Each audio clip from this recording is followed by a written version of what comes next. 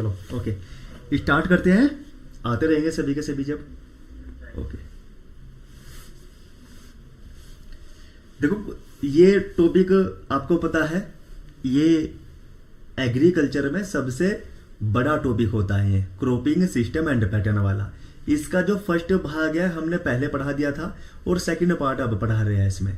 इसकी जो टर्म है ना वो इतनी इंपॉर्टेंट है जो प्रत्येक एग्जाम में आपको देखने को मिलेगी।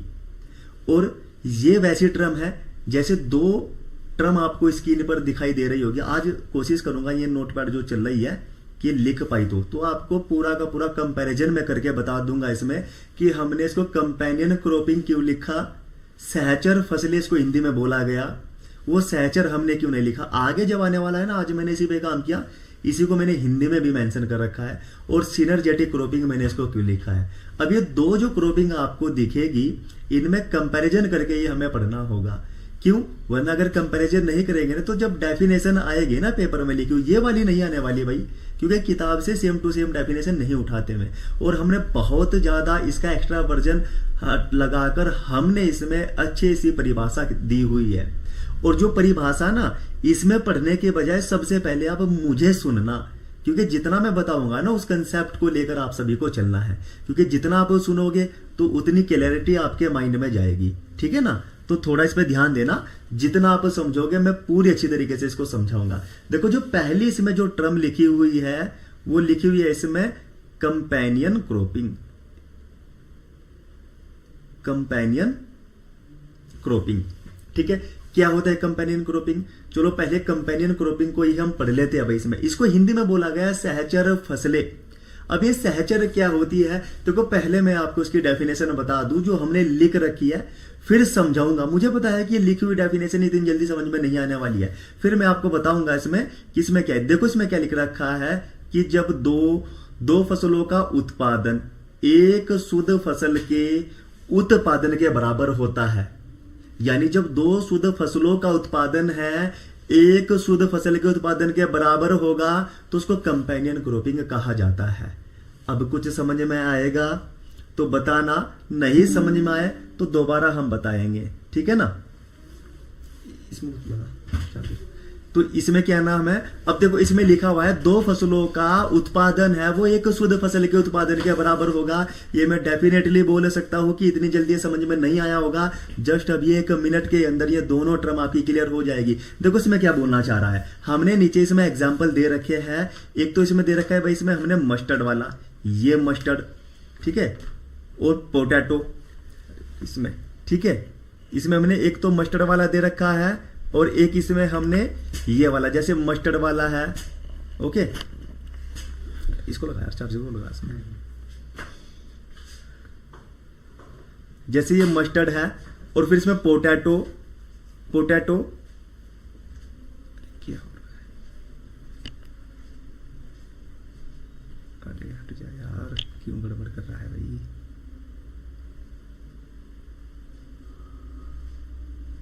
हाँ अब ठीक है, एक मिनट भाई, थोड़ा वेट करना।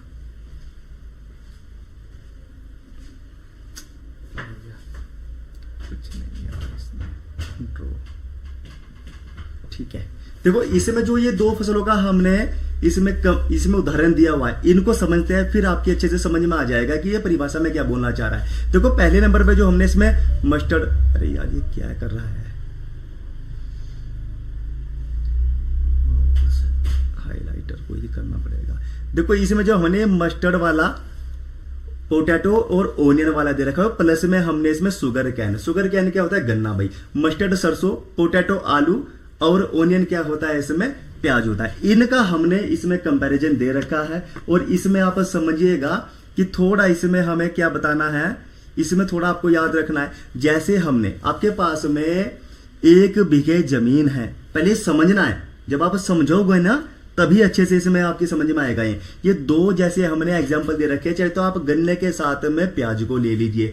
अब आपकी समझ में डेफिनेशन आ जाएगी। जैसे आपने 1 बीघे में गन्ने की बुआई कर रखी है और सपोज इट गन्ने की बुआई से उसमें 1 बीघे में 150 क्विंटल गन्ना निकल गया, ठीक है। जमीन कितनी है, 1 बीघे है और फसल कितनी हमने पहले उसमें ग्रो की, एक, वो भी कौन सी, गन्ने वाली है। गन्ना जो 1 बीघे में हमने उगाया वो 150 क्विंटल निकला। ठीक है भाई, ये नेट प्रॉफिट हो गया किसान का। फिर हमने उसी 1 बीघे में आधे बीघे में हमने गन्ना लिया, प्लस आधे बीघे में हमने प्याज या आलू या इसमें से सरसों को उगा दिया। यानी आधे बीघे में गन्ना और आधे बीघे में हमने क्या उगाया भाई, प्याज उगा दिया। तब दोनों का हमने बाद में प्रोडक्शन देखा, तब भी वो 150 क्विंटल ही निकला। इसका मतलब क्या हुआ कि हमने जो एक फसल उगाई, जो शुद्ध फसल क्या हो गई, गन्ना, क्योंकि गन्ना वो शुद्ध फसल के बराबर चल रहा है, तो उसका उत्पादन कितना हुआ, 150।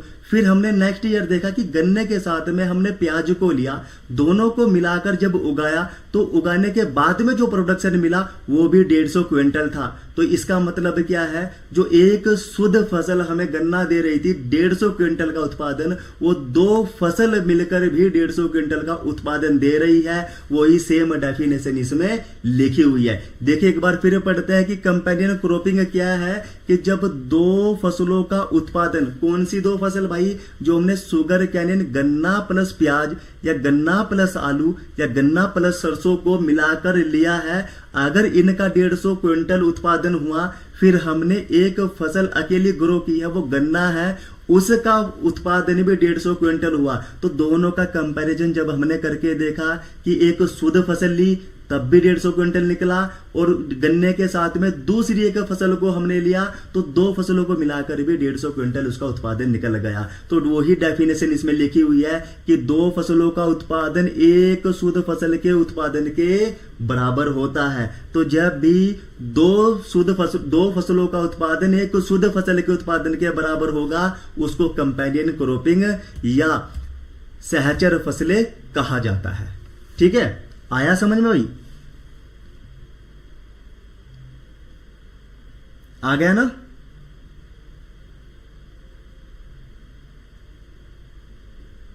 बताना बच्चों, समझ में आया या नहीं? 10 सेकंड लेट चलेगी क्या? ओके,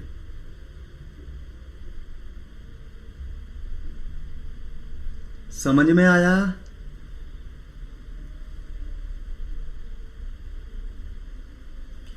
हाँ जी, ठीक है, ठीक है, ओके। जिसकी समझ में ना आया वो दोबारा पूछ सकता है, मैं दोबारा बता दूंगा। ठीक है, ये जो पुराने बच्चे इनकी तो समझ में आ जाएगा, बाकी का देखता हूं। मुकुल, हाँ ठीक है, मुकुल समझ में आ गया बेटा, ठीक है। और सुमित, ठीक है, तुम्हें तो समझ में ही आना था, ठीक है। बाकी जल्दी जल्दी कमेंट किया करो, जिसकी समझ में नहीं आया तो दोबारा पूछ लिया करो, ठीक है, मैं दोबारा बता दूंगा इसमें। यानी ये बोलना चाह रहा है कि अगर आप एक फसल गन्ने को शुद्ध रूप में ले रहे हो तो उसका प्रोडक्शन माना कि 200 क्विंटल हो गया, और 1 बीघा ही आपके पास में जमीन है, फिर उस 1 बीघे जमीन में आपने गन्ने के साथ में क्या किया, गन्ने के साथ में दूसरी फसल को और ले लिया, यानी आधे बीघे में गन्ना हो गया और आधे बीघे में आपने प्याज ले ली, तो दोनों का प्रोडक्शन भी जब आपने देखा तो वो भी 150 क्विंटल हो गया। तो यही डेफिनेशन दी हुई है कि जब 2 फसलों का उत्पादन एक शुद्ध फसल के उत्पादन के बराबर होगा तो उसको बोला जाएगा कंपेनियन क्रॉपिंग है। ठीक है, ये बोला गया, इसको कंपेनियन क्रॉपिंग है। ओके, आ गया समझ में? अब देखो, अब मैं क्यों ये ऐसा बोल रहा था कि कंपेनियन क्यों लिखी हुई है भाई, मैंने सहचर क्यों नहीं बोला? अब देखो, जब इसमें आएगा लिखा हुआ, यार ये पेन टैब थोड़ा सा, 1 मिनट भाई, बस मैं इसको देख लो, अगर ये पेन टैब इस्तेमाल होती है तो।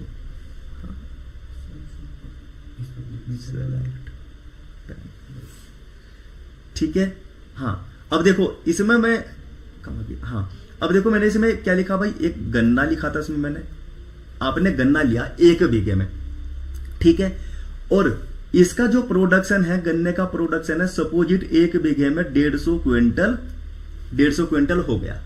ठीक है, अब आपने क्या किया, गन्ने के साथ में गन्ना प्लस सरसों ली, ठीक है। अब इसका भी प्रोडक्शन कितना हुआ, 150 क्विंटल हो गया।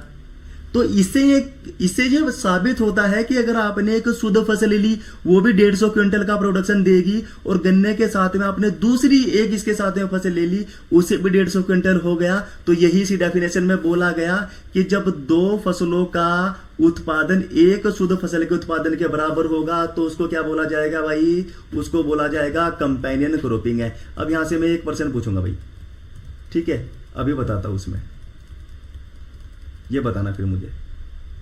ओके, अब देखो मैं क्यों इसको कंपेनियन बोल रहा हूं। जब माना कि पर्सन तो ये है, जब दो फसलों का उत्पादन एक शुद्ध फसल के उत्पादन के बराबर होगा तो वह फसल प्रणाली कौन सी कहलाएगी, तो इसमें से बताना भाई, ठीक है। अब देखो इसको हिंदी में क्या बोला गया, सहचर फसल इसको बोला गया है। अब वो हिंदी में ही इसको लिख के देगा, कैसे लिख के देगा, देखो इसको कंपेनियन कैसे लिखेगा, कंपेनियन, कंपेनियन।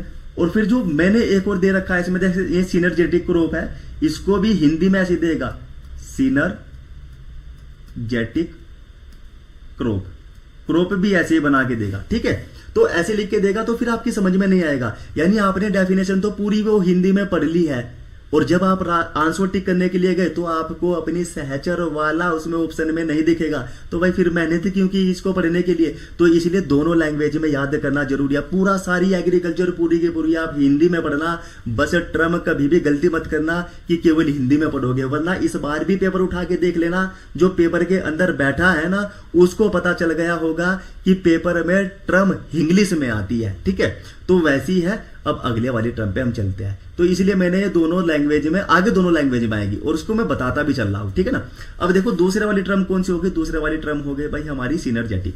अब सिनर्जेटिक क्या होती है, देखो ये नाम से ही भाई सीनियर है, सिनर्जेटिक का नाम क्या मतलब हो गया, नाम से ही सीनियर दिखाई दे रही है ये। अब ये क्या बोला है, देखो इसकी भी डेफिनेशन पढ़ते हैं, फिर बाद में दोनों का कंपेरिजन भी कर लेंगे, ठीक है। इसमें बोला गया जब दो फसलों का उत्पादन जो एक शुद्ध फसल के उत्पादन से क्या हुआ भाई, अधिक हुआ, ये बोल दी इसने अपनी, जो की पॉइंट हम इसमें ढूंढ रहे थे कि इसमें क्या था कि कंपेनियन क्रॉपिंग क्या बोलती है कि जो आप एक शुद्ध फसल ले रहे हो ना और उसके साथ में दो फसल ले ली, तो दोनों का उत्पादन बराबर हुआ। अगर उत्पादन बराबर हुआ एक फसल के, दो फसल लेने के बाद में भी, तो कंपेनियन क्रॉपिंग है। और अगर दो फसलों का उत्पादन और एक फसल के उत्पादन से बराबर हो गया, सपोज इट, माना कि भाई हमने ये गन्ना उगा रखा, एग्जांपल दोनों में सेम आएगा भाई इसमें, जैसे गन्ना उगाया 2 बीघे में, इसका 200 क्विंटल उत्पादन हो गया। फिर गन्ने के साथ में हमने लिया गन्ना प्लस आलू, गन्ना प्लस आलू, इसका प्रोडक्शन हो गया 300 क्विंटल। तो अब यही बोलना चाह रहा है कि जो जब दो फसलों का उत्पादन है, एक शुद्ध फसल, देखो भाई एक शुद्ध फसल कौन सी थी, वो थी एक शुद्ध फसल गन्ना, उसका प्रोडक्शन कितना हुआ 200 क्विंटल। फिर हमने गन्ने के साथ में आलू लिया, तो इन दोनों का प्रोडक्शन कितना हो गया 300 क्विंटल हो गया। तो यानी एक शुद्ध फसल के उत्पादन से इन दो फसलों का उत्पादन अधिक हो गया, उसी को क्या बोला जाएगा, सिनर्जेटिक क्रॉप बोला जाएगा। Sugar cane 150 quintal plus mustard भी 150 क्विंटल होगा, या sugar cane plus mustard 150 quintal होगा। देखो वैष्णव बेटा ये जो ऊपर कंपेनियन क्रॉपिंग है ना, ऐसा होगा, यानी इसमें पहले डेफिनेशन को आप पढ़िए, इसमें दे रखा है कि जब दो फसलों का उत्पादन है, जब इसमें दे रखा है जब दो फसलों का उत्पादन एक शुद्ध फसल के उत्पादन के बराबर होगा। अब समझने की कोशिश करना भाई, पहले जैसे आपने गन्ना लिया, पहले तो आपने एक फसल केवल गन्ना ली, एक बीघे में गन्ना ली। थोड़ा देखो मैं इसमें जोर देके इसलिए समझा रहा हूं क्योंकि यहां से कंफ्यूजन बहुत ज्यादा क्रिएट होगा, फिर बाकी भी टर्म को समझाएंगे। गन्ने के साथ में गन्ने का जो एक बीघे में प्रोडक्शन हुआ वो हो गया 150 क्विंटल। इस बार गन्ना जो आपने लगाया वो 150 क्विंटल का प्रोडक्शन ले लिया। फिर आपने नेक्स्ट ईयर सोचा यार एक बीघे मेरे पास में जमीन है, मैं गन्ने के साथ में थोड़ा सरसों भी ले लेता हूं। तो फिर जब नेक्स्ट ईयर आपने देखा कि उसी एक बीघे में गन्ना के साथ में आपने प्लस सरसों भी ले लिया, तो आपने फिर बाद में जब इसका प्रोडक्शन देखा तो इन दोनों का प्रोडक्शन भी कितना हुआ 150 क्विंटल है। तो फिर फायदा ही क्या हुआ भाई, आप गन्ना ले रहे थे 150 क्विंटल प्रोडक्शन हुआ, गन्ने के साथ में सरसों ली तब भी 150 क्विंटल ही हो गया। तो इसका मतलब है जो आप गन्ना ले रहे थे ना वही बेनिफिट है भाई, क्योंकि 150 क्विंटल ही इतना दे रही है। अब गन्ने के साथ में आप सरसों को उगा रहे हो, बहुत ज्यादा क्रिया इसमें करनी पड़ जाएगी, एक्स्ट्रा उर्वरक इसमें देना पड़ जाएगा, सिंचाई की मात्रा इसमें ज्यादा देनी पड़ जाएगी, खरपतवार ज्यादा होंगे। तो हमें फायदा ही क्या होगा जब दोनों ही मिलाकर इसमें कंपैरिजन करने के बाद में भी 150 क्विंटल दे रही है, ठीक है। तो ये थोड़ा समझना है, ओके, आ गया समझ में। और सिनर्जेटिक क्रॉप क्या बोलती है कि जब दो फसलों का उत्पादन है, यानी जो हमने दो फसलें गन्ना सरसों ले ली और फिर एक फसल जो हमने गन्ना ली थी, माना उसका 200 क्विंटल हो गया एक फसल का उत्पादन, और फिर जब हमने दो फसल मिलाकर ली गन्ना प्लस 100 उसका 300 हो गया। तो इसका मतलब है कि जो दो फसलों का उत्पादन है ना, वो एक शुद्ध फसल के उत्पादन से अगर अधिक हुआ तो क्या बोला जाएगा उसको भाई? उसको बोला जाएगा सिनर्जेटिक क्रॉप। अगर दो फसलों का उत्पादन वो जो एक शुद्ध फसल आपने ली और उसके बराबर हो गया तो उसको बोला जाएगा कंपेनियन क्रॉपिंग। ठीक है, दोनों क्लियर हो गए भाई? की पॉइंट क्या पकड़ के चलोगे आप यहां से? अगर दो शुद्ध फसलों जो दो फसल है ना, उनका जो उत्पादन है वो एक शुद्ध फसल के बराबर हुआ, कंपेनियन क्रॉपिंग है। अगर दो फसलों का उत्पादन वो जो आपने शुद्ध फसल है उसमें ली थी उससे अधिक हो गया तो उसको बोला जाएगा सिनर्जेटिक क्रॉपिंग। क्या दोनों समझ में आ गई? बताइए जरा, दोनों समझ में आ गई? फिर मैं आगे बढ़ता हूं। देखो जो भी आप मैसेज लिख रहे हो ना, डिलीट मत करना, ठीक है? मैं पढ़ लूंगा जी, जिसका यहां पर आएगा ना, प्रत्येक बच्चे का मैं कमेंट पढ़ूंगा और प्रत्येक बच्चा जो पूछेगा ना मैं उसको बताऊंगा। 10 बार नहीं, 20 बार, 30 बार, जितनी बार वो पूछेगा मैं उसको बताऊंगा। ठीक है, ओके। आगे आगे समझ में आ गया? फिर आगे चलता है, क्योंकि ये लाइन लिखी हुई है ना इसमें, एडिटिव सीरीज क्या होती है, रिप्लेसमेंट सीरीज क्या होती है, बाकी सभी चीज मैं समझा दूंगा इसमें भी। क्या समझ में आ गया? अरे भाई 36 बच्चे जुड़े हुए हैं ना, अब 41 हो गया, तो थोड़ा कमेंट तेजी से किया करो। समझ में आए दोनों क्रॉप? दोबारा समझानी है नहीं? Right, okay. अरे नए बच्चे बोलो भाई, ये पुराने वाले ये तो ऑफलाइन पे पड़े हुए हैं। मुकुल बेटा समझ में आया? सिमरन, यस सर। हाँ, इसमें देखो मैं बता रहा हूं, इसमें एक दो लड़का या लड़की है वो इंग्लिश मीडियम के भी जुड़े हुए हैं, तो थोड़ा ध्यान रखना। यानी इसमें क्या बोला जा रहा है कि अगर 2 क्रॉप्स का प्रोडक्शन है ना, वो 1 नेट क्रॉप के प्रोडक्शन के इक्वल हुआ तो कंपेनियन क्रॉपिंग है, और 2 क्रॉप का प्रोडक्शन है वो नेट क्रॉप के 1 नेट क्रॉप के प्रोडक्शन से मोर हुआ, ठीक है, तो उसको क्या बोला जाएगा? सिनर्जेटिक क्रॉप बोला जाएगा। मोनू कुमार होगा, मुकुल, ठीक है, आ गया, ओके ओके। इसमें एक भावना, हाँ आ गया, भावना कुमारी, ठीक है, आ गया ना? ठीक है, जो नए बच्चे हैं ना उन्होंने ज्यादा फोकस करना, क्योंकि ये तो अपने रिवीजन के लिए आए हुए हैं, इनका कंप्लीट सिलेबस है। थोड़ा आपके लिए ही मैं इस पर थोड़ा जोर देकर समझा रहा हूं। ओके, अब आगे बढ़ते हैं। अब इसमें एक चीज लिखी हुई है भाई, इसमें नीचे ही सिनर्जेटिक क्रॉप के नीचे क्या लिखा हुआ है? नीचे ही क्या लिखा हुआ है? Additive series. ये एडिटिव सीरीज इसमें लिखा हुआ है। एडिटिव, देखो इसको एडिटिव इसमें हिंदी में बोलते हैं योगात्मक श्रेणी, ठीक है? इसको हिंदी में बोला गया योगात्मक श्रेणी। भाई मैं फिर आपको एक बार बोलना चाहूंगा, योगात्मक श्रेणी नहीं आएगा लिखा हुआ, नहीं आएगा पेपर में। मैं आपको ना ये टॉपिक कराने के बाद में या 2-4 वो टॉपिक कराने के बाद में आपको पेपर भी दिखा दूंगा प्री वर्ष के, आपको खुद समझ में आ जाएगा कि हमें पूरी एग्रीकल्चर हिंदी में पढ़ लेंगे, लेकिन जो टर्म है ना वो दोनों लैंग्वेज में पढ़ने चाहिए, हिंदी प्लस इंग्लिश, ठीक है? एडिटिव सीरीज में बात करते हैं अब हमें। अब देखो भाई एडिटिव सीरीज के बारे में पहले हम यहां से ये पढ़ते हैं कि एडिटिव सीरीज क्या बोलती है। ये एडिटिव सीरीज है। एडिटिव सीरीज क्या बोलती है कि पहले इसकी डेफिनेशन बताता हूं। मुझे पता है कि एक बार में डेफिनेशन पढ़ने में आपकी समझ में नहीं आएगा, इसलिए बोल रहा हूं कि मुझे पूरे ध्यान से सुनिएगा, तभी आपके कंसेप्ट है ना वो मजबूत होंगे, बिल्डअप होंगे, ठीक है? तो इसमें क्या बोला गया है, देखो इस इंटरक्रॉप में, किस इंटरक्रॉप में भाई? एडिटिव सीरीज वाले में। इंटरक्रॉपिंग क्या होता है? अंतराय सस्यन। देखो हिंदी में आप, और इसे इंटरक्रॉप को ना एक बात बता दूं ना, जब इंटरक्रॉप की डेफिनेशन आएगी तो इंटरक्रॉप ऐसा ही आएगा भाई लिखा हुआ, इंटरक्रॉप ऐसा ही आएगा लिखा हुआ। कभी आप उसमें अंतराय सस्यन की उम्मीद कर रहे हो, नहीं आएगा लिखा हुआ, ठीक है ना? तो इंटरक्रॉप ऐसा आएगा लिखा हुआ, तो थोड़ा यहां पर ध्यान देकर चलना। तो इस इंटरक्रॉप में एक क्या होगी भाई, इसमें क्या बोला गया है कि इस इंटरक्रॉप, यानी इंटरक्रॉप, अब इंटरक्रॉपिंग यहां आ गई ना, और अगर आप सिंसियरली स्टूडेंट हो, प्रीवियस आपने टॉपिक पढ़ा हुआ है, कल ही हमारा यह टॉपिक चला था, तो इंटरक्रॉपिंग की आपको डेफिनेशन दिमाग में आ जानी चाहिए कि इंटरक्रॉपिंग क्या बोलता है कि इसमें 2 फसलों को या 2 से अधिक फसलों को निश्चित अनुपात में उगाया जाता है। तो यहां से इंटरक्रॉपिंग की डेफिनेशन भी क्लियर करते हुए चलना। इंटरक्रॉपिंग हो गई तो यानी 2 फसल आ गई, ठीक है? अब इसमें क्या हुआ कि इस इंटरक्रॉप में एक मुख्य फसल होती है तो दूसरी गौण फसल होती है। अब आएगा यहाँ पे ट्विस्ट थोड़ा, अब बोलेंगे सर ये गौण क्या हो गया? ये भाई आपकी शुद्ध हिंदी है जो आपकी किताबों में मिलेगी। अब ये गौण का मतलब है द्वितीयक, यानी दूसरी यानी सेकेंडरी क्रॉप हो गई। देखो ये बोलना चाह रहा है कि जो आपने इंटर क्रॉप किया है जिसमें आपने दो फसलों को लिया, माना कि आपने दो फसल कौन सी उगाई है इंटर क्रॉप में, गेहूं प्लस सरसों उगा दी, गेहूं प्लस सरसों आपने इसमें लगा दी।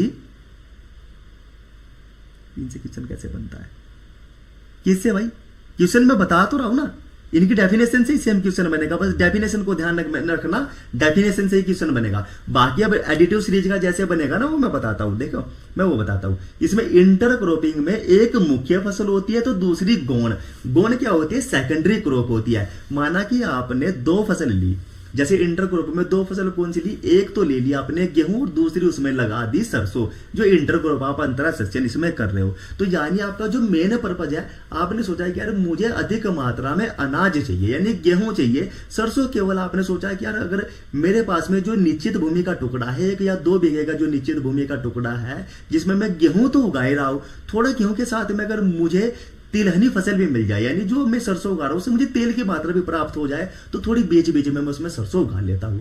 तो उसने क्या किया कि गेहूं के स्थान पर थोड़ी मात्रा में उसने सरसों भी ले ली, लेकिन मुख्य फसल को क्या हुई भाई, अनाज, और सेकेंडरी पर्पज के लिए उसने उसमें क्या उगाया, सरसों। तो बस यही बोला इसने कि एडिटिव सीरीज क्या होती है कि जिसमें एक मुख्य फसल होगी जिसपे आप मुख्य जोड़ दोगे कि हमें भाई अनाज ज्यादा चाहिए, सरसों हमें नाम मात्र चाहिए, जिससे हमारा जो काम है वो बनता रहे यानी चलता रहे। तो जब भी ऐसा प्रश्न आएगा बन के निम्नलिखित में से उस अंतरा सस्यन को क्या बोला जाएगा जिसमें एक तो मुख्य फसल होगी और दूसरी द्वितीयक या सेकेंडरी क्रॉप होगी, तो उस अंतरा सस्यन को क्या बोला जाएगा, additive series, replacement series, permanent series या पैरेलल सीरीज। तो उसमें फिर आंसर क्या जाएगा, एडिटिव सीरीज है। ठीक है, ये वाला आपको की पॉइंट पकड़ के चलना है कि इसमें क्या होगा कि इस इंटर क्रॉपिंग में 1 प्राइमरी क्रॉप होगी एंड एक सेकेंडरी क्रॉप होगी, यानी एक तो मुख्य फसल है जो आपको चाहिए ही चाहिए कि अनाज की मात्रा तो हमें चाहिए ही चाहिए, फिर हमें थोड़ी बहुत ही तेल की मात्रा भी चाहिए, तो इसलिए हमने थोड़ा इसमें इंटर क्रॉप में सरसों भी ले ली। क्या ये क्लियर हुआ, पॉइंट क्लियर हुआ तो बताइएगा। ठीक है, क्लियर हुआ तो बताएं। एडिटिव सीरीज आया समझ में, एडिटिव सीरीज आया समझ में।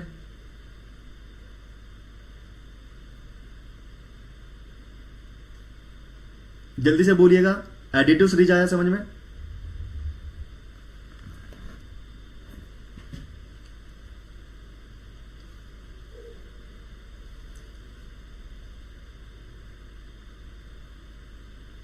जी हो गया, यस सर कब से, ओके ओके ओके ठीक है। मुकुल समझ में आया बेटा, ओके ठीक है। सिमरन आपकी समझ में आया,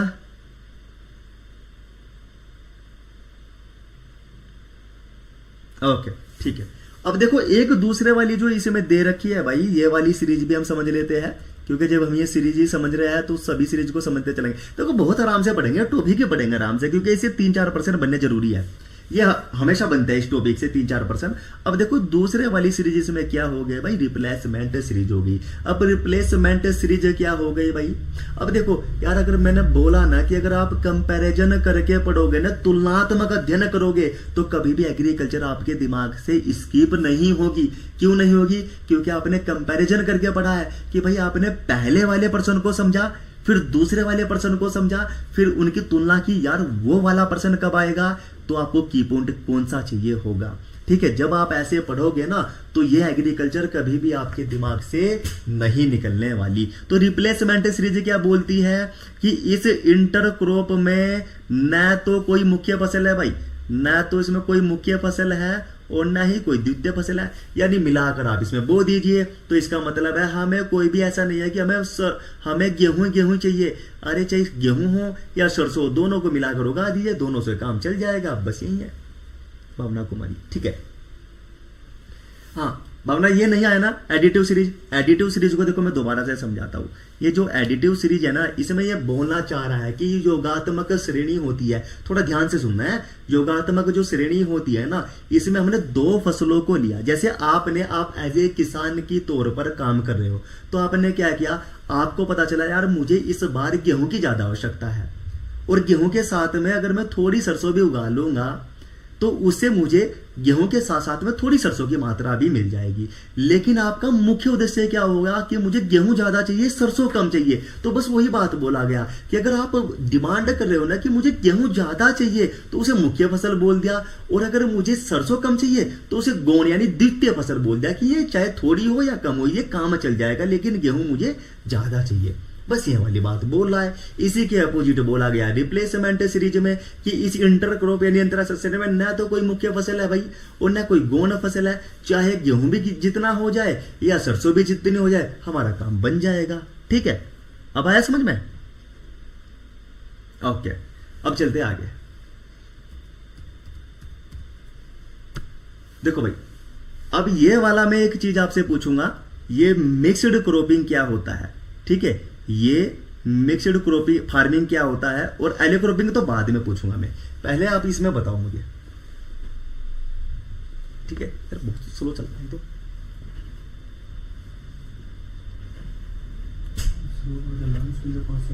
अच्छा 5 सेकंड का स्लो हो रहा क्या? हाँ आ गया। ठीक है।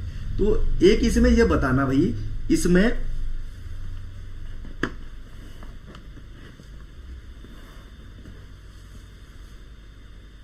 आगे क्लियर दिखाई दे रहा है ना? ओके ठीक है, आ गया। हाँ अच्छा, मिक्स्ड फार्मिंग क्या होता है? अब इसको थोड़ा पढ़ना, इससे मिलती जुलती टर्म मैं पीछे पढ़ा के आया हूं भाई। जो मिक्स्ड क्रॉपिंग थी, देखो इसे क्या बोलते हैं? इसको तो बोला जाएगा भाई, इसको हिंदी में बोला जाएगा मिश्रित खेती। हिंदी में क्या बोला गया इसको? मिश्रित खेती। ठीक है, और एक मैं मिक्स्ड क्रॉपिंग समझा के आया हूं जिसे मिश्रित फसल बोला गया। तो मिश्रित फसल की देखो यहां पर बहुत कंफ्यूजन बनता है।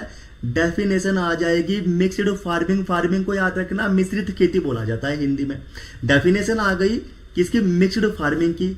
और आप कभी मिक्स्ड क्रॉपिंग यानी मिश्रित फसल लगा के बैठ जाओ, देखो थोड़ा सा ही अंतर है इसमें। मिश्रित फसल क्या बोलती है? मिश्रित फसल, और ये क्या है? मिश्रित खेती है। ठीक है, अब इसमें क्या है आपको समझना है वो की पॉइंट, कि वो की पॉइंट कौन सा है जो मिक्स्ड फार्मिंग को मिक्स्ड क्रॉपिंग से अलग करेगा, यानी मिश्रित खेती को मिश्रित फसल से अलग करेगा। तो देखना मिश्रित फसल क्या बोलती है, जो मैं भी पिछली बार इसको पढ़ा के आया हूं। मिश्रित फसल बोलती है कि जब 2 या 2 से अधिक फसलों को बिना किसी भी निश्चित अनुपात के उगा दिया जाता है। तो उसमें की पॉइंट यही आता है कि जब भी ये बोलते हैं कि बिना किसी निश्चित अनुपात के 2 या 2 से अधिक फसलों को उगाया तो मिश्रित फसल है।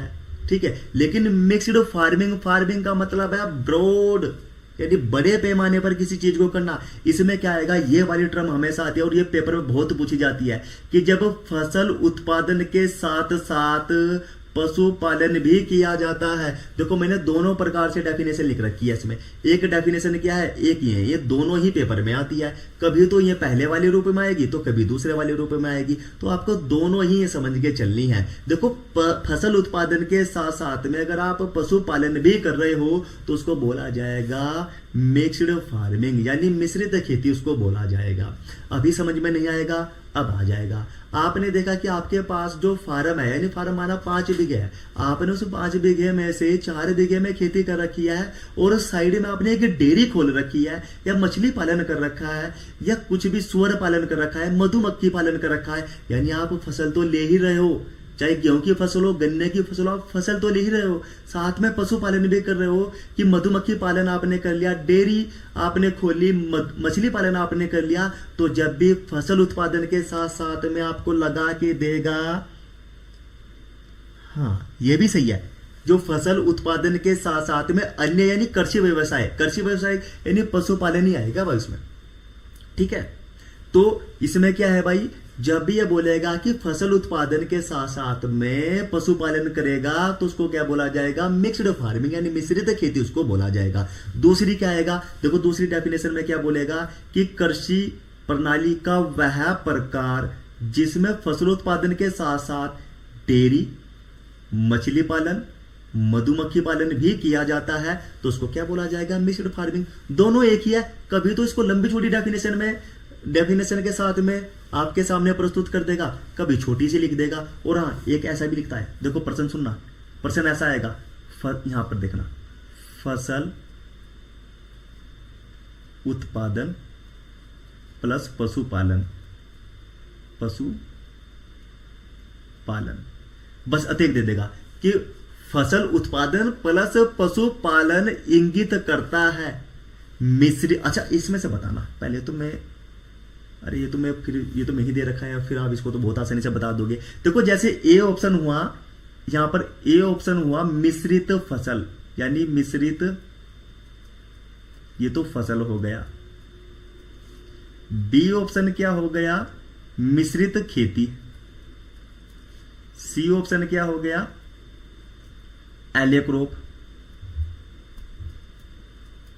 एलेक्रोप। और डी ऑप्शन हो गया इंटरक्रॉप। ओके, अब इसमें से बताना, ऐसे करेगा कि फसल उत्पादन प्लस पशुपालन इंगित करता है, तो इसमें से क्या आ जाएगा, ए पे है मिश्रित फसल, बी पे है मिश्रित खेती, सी पे है एलेक्रोप और डी पे है इंटरक्रॉप। तो थोड़ा इसका आंसर देना, क्या जाएगा भाई इसका आंसर, बी। पप्पू का बी आ गया भाई। बाकी सभी आंसर कीजिए जो जिसकी भी समझ में आ रहा है। Sachin B, B, B. Okay, हाँ ये बात है। देखो पता है क्या, क्योंकि उसने अगर ये बोलता कि देखो फसल उत्पादन उसने लिया, साथ में पशुपालन भी कर लिया, मेरे भाई आप किताबों की डेफिनेशन पे तो नहीं जाना और एक ज्यादा इसमें रट्टा मारने की फिराक में मत रहना। ये जो एग्रीकल्चर है ना, आपके आसपास ही इतनी है, आपके आसपास इतनी है। थोड़ा देखो, विजुलाइज किया करो, विजुलाइज किया करो, देखा करो कि यार हमने ऐसा देखा है अपने आस पड़ोस में कि एक खेत है, उसमें कुछ एरिया पर तो उसने फसल उगा रखी है, साथ में मछली पालन या मुर्गा पालन या डेयरी या मधुमक्खी पालन कर रखा है, यानी कंबाइंड कर रहा है वो काम को, तो उसको क्या बोला गया, उसको बोला गया मिक्स्ड फार्मिंग। और मिश्रित फसल क्या हो गई, अगर दो फसलों को बिना किसी निश्चित अनुपात के उसने फसल को बो दिया तो उसको क्या बोला जाएगा, उसको बोला जाएगा भाई मिश्रित फसल है। ओके, अब आगे टर्म पर चलते हैं कि अगली टर्म क्या बोलती है भाई। अगली टर्म देखते हैं कि अगली टर्म क्या बोलती है। इसमें अगली टर्म है भाई एलेक्रोप। देखो एलेक्रोप क्या होती है, इसको हिंदी में बोला जाएगा गली फसल, हिंदी में बोला जाएगा गली फसल। ठीक है, हिंदी में बोला गया इसको गली फसल।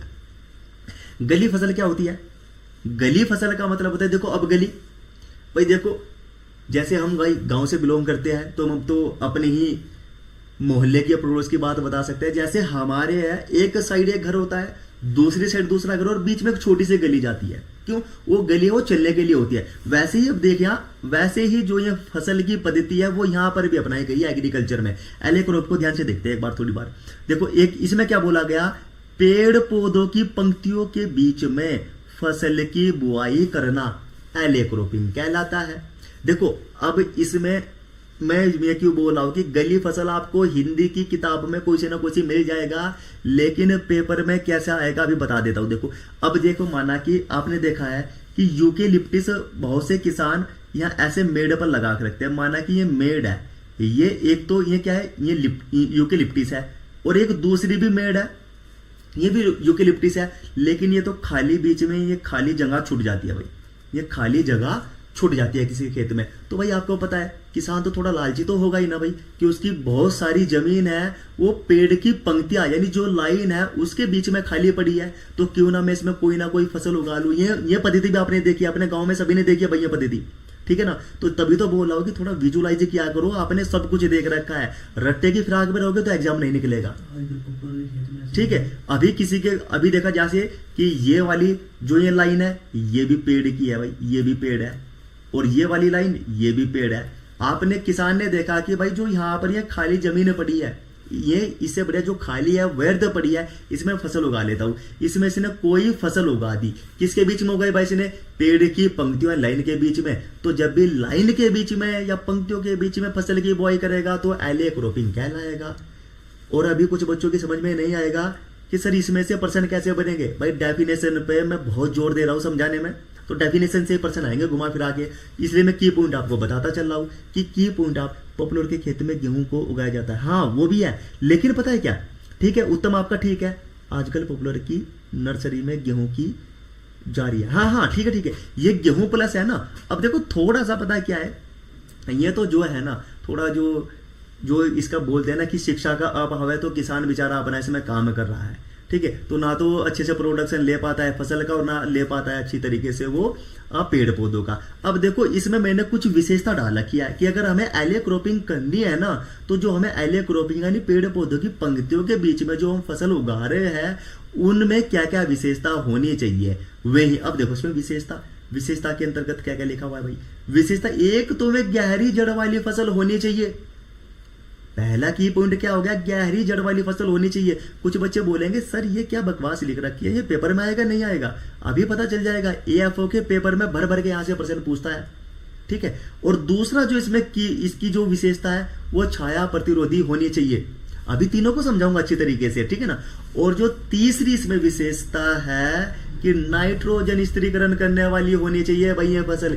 ये तीन विशेषता जिन फसल में होगी वही आप एलिया क्रॉपिंग के अंतर्गत ले सकते हो। अब मैं देखो बहुत से बच्चे इसमें गेहूं प्लस ये कर रहे हो, अरे डिलीट मत करो भाई कि गेहूं लिख के फिर बाद में डिलीट कर दिया। अब गेहूं मुझे ये बता दीजिए, जो गेहूं है किसान ले रहा है, ठीक है ले रहा है, वो शिक्षा के अभाव में ले रहा है। अब देखो क्या गेहूं गहरी जड़ वाली फसल हो सकती है? बिल्कुल नहीं है, क्योंकि गहरी जड़ ये है ना कि भाई जो पेड़ पौधे हैं जहां हमने लगा रखे हैं तो पोषक तत्व और जल को काफी मात्रा में एब्जॉर्प्शन कर लेंगे, उसको ग्रहण कर लेंगे, ठीक है ना। तो उसको ग्रहण कर लेंगे तो फिर फसल आपने जो गेहूं उगाया है वो तो उथली जड़ वाली है, कम गहरी जड़ वाली है। ऊपर तो कुछ नहीं मिला ना भाई, ऊपर तो कुछ नहीं मिला, तो फिर वो गहरी जड़ वाली फसल होगी, तब गहरी जड़ में जाकर वो पोषक तत्वों को लेगी, तभी तो अपनी वृद्धि कर पाएगी। आपने देखा होगा कि पेड़ पौधों के बीच में जो भी फसल, अगर गेहूं ले ली है इस प्रकार से सरसों ले ली, वो बहुत ही कमजोर जो पैदावार होती है, ठीक है ना, ऐसा। और दूसरा इसमें की पॉइंट क्या दिया गया भाई, क्या जो ये गेहूं आप बता रहे हो क्या ये छाया प्रतिरोधी है? इस बात को समझना, ये प्रतिरोधी है, इस बात को समझना। इसका मतलब है जो आप पेड़ पौधों की पंक्ति के बीच में जो फसल ले रहे हो, तो आपको पता है कि पेड़ पौधों के मध्य में या नीचे जो मृदा है उसमें छांव रहेगी भाई, शैडो रहती है, तो उसमें वही तो फसल अपनी वृद्धि करेगी ना भाई। जो छाया का प्रभाव ना पड़ती हो, माना क्योंकि सूर्य का प्रकाश नहीं मिला तो वृद्धि कैसे कर लेगी? तो इसलिए छाया प्रतिरोधी फसल लेनी चाहिए। फिर जो तीसरा की पॉइंट है इसमें ये क्या होनी चाहिए, नाइट्रोजन स्थिरीकरण करने वाली होनी चाहिए। यानी मृदा में जो ये पेड़ पौधे आपने लगा रखे तो बहुत मात्रा में नाइट्रोजन को ग्रहण कर लेंगे भाई।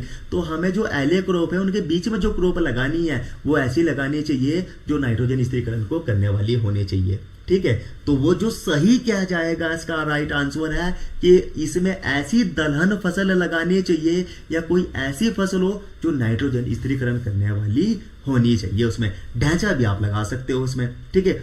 अब इसमें से एक चीज पूछा था भाई, एएफओ में पूछा गया निम्नलिखित में से एलिया क्रॉप की कौन सी विशेषता नहीं है? तो कौन सी विशेषता नहीं है, तो उसने क्या बोला गया कि गहरी जड़ वाली फसल होनी चाहिए, सही है भाई, ये भी है। छाया प्रतिरोधी होनी चाहिए, एक क्या है नाइट्रोजन स्थिरीकरण नहीं करने वाली होनी चाहिए, तो वो नहीं वाला ही उसमें राइट आंसर था, ठीक है। अब आ गया समझ में एलिया क्रॉप। अब मैं इससे एक प्रश्न पूछता हूं भाई आपकी समझ में, पहले मुझे ये बताओ आपकी समझ में आया हो तो बता दीजिए, वरना मैं दोबारा समझा दूंगा। समझ में आया ना? टाइप करना भाई, समझ में आया तो यस टाइप करना, नहीं समझ में आया तो नो टाइप करना, फिर मैं बता दूंगा उसको दोबारा, ठीक है। बताना भाई थोड़ा, मैं इतना एक पर्सन यहां पर टाइप करता हूं, फिर वो मैं पर्सन आपसे पूछूंगा। मिश्रित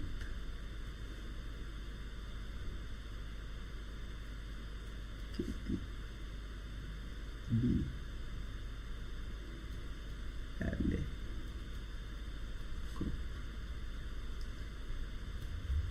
इंटर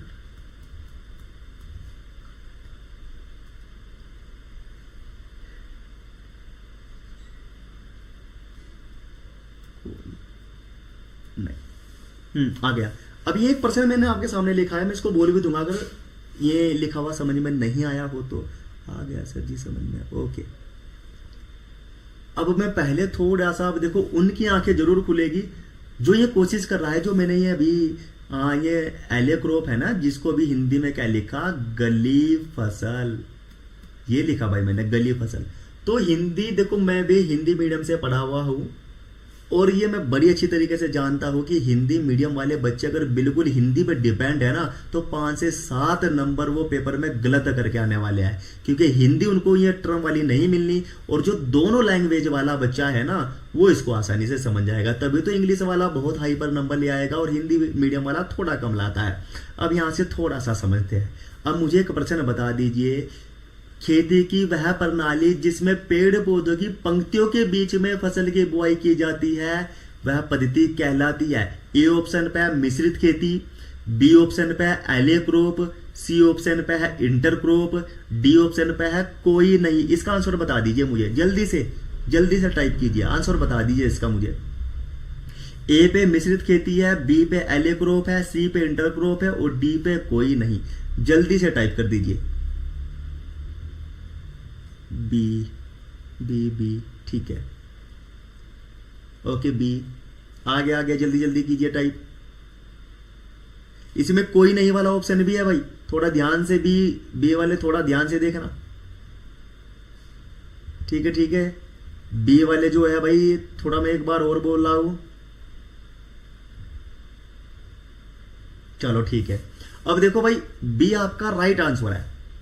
क्यों राइट आंसर है? क्योंकि आप अभी आपके सामने लिखा हुआ है तो आपने कॉपी मान लिया, इसका टिप्पणी कर ली, लेकिन पेपर में उस बच्चे का क्या होगा जो केवल इसके भरोसे गया, गली फसल के भरोसे गया। क्या आपको गली दिखा इसमें फसल में? नहीं दिखा। और पेपर में मेरे भाई जरूर याद रखना यही आता है, मैं दिखा भी दूंगा, एले क्रॉप इसमें लिखा हुआ है और ऑप्शन आपको यहां से चॉइस करना पड़ेगा। और पता है मुझे, मैं 100% इसमें श्योर हूं कि जो बच्चा गली फसल पढ़ के गया है ना, वो पता है क्या लगाएगा, वो डी लगा के और अपना नंबर जोड़ के बाबूजी बन के निकलेगा कि कोई नहीं, गली फसल तो नहीं है। लेकिन गली क्यों लिखेगा भाई? वो जो प्रोफेसर है ना, वो बहुत ही टेक्निकल प्रोफेसर है भाई, जो पेपर को सेट करते हैं ना, वो ऐसे प्रोफेसर है, वो इंग्लिश का इंग्लिश कर देते हैं। अब ये एले क्रॉप है ना भाई, ये मैंने लिखी है बी पे, कि ये हिंदी हो गई?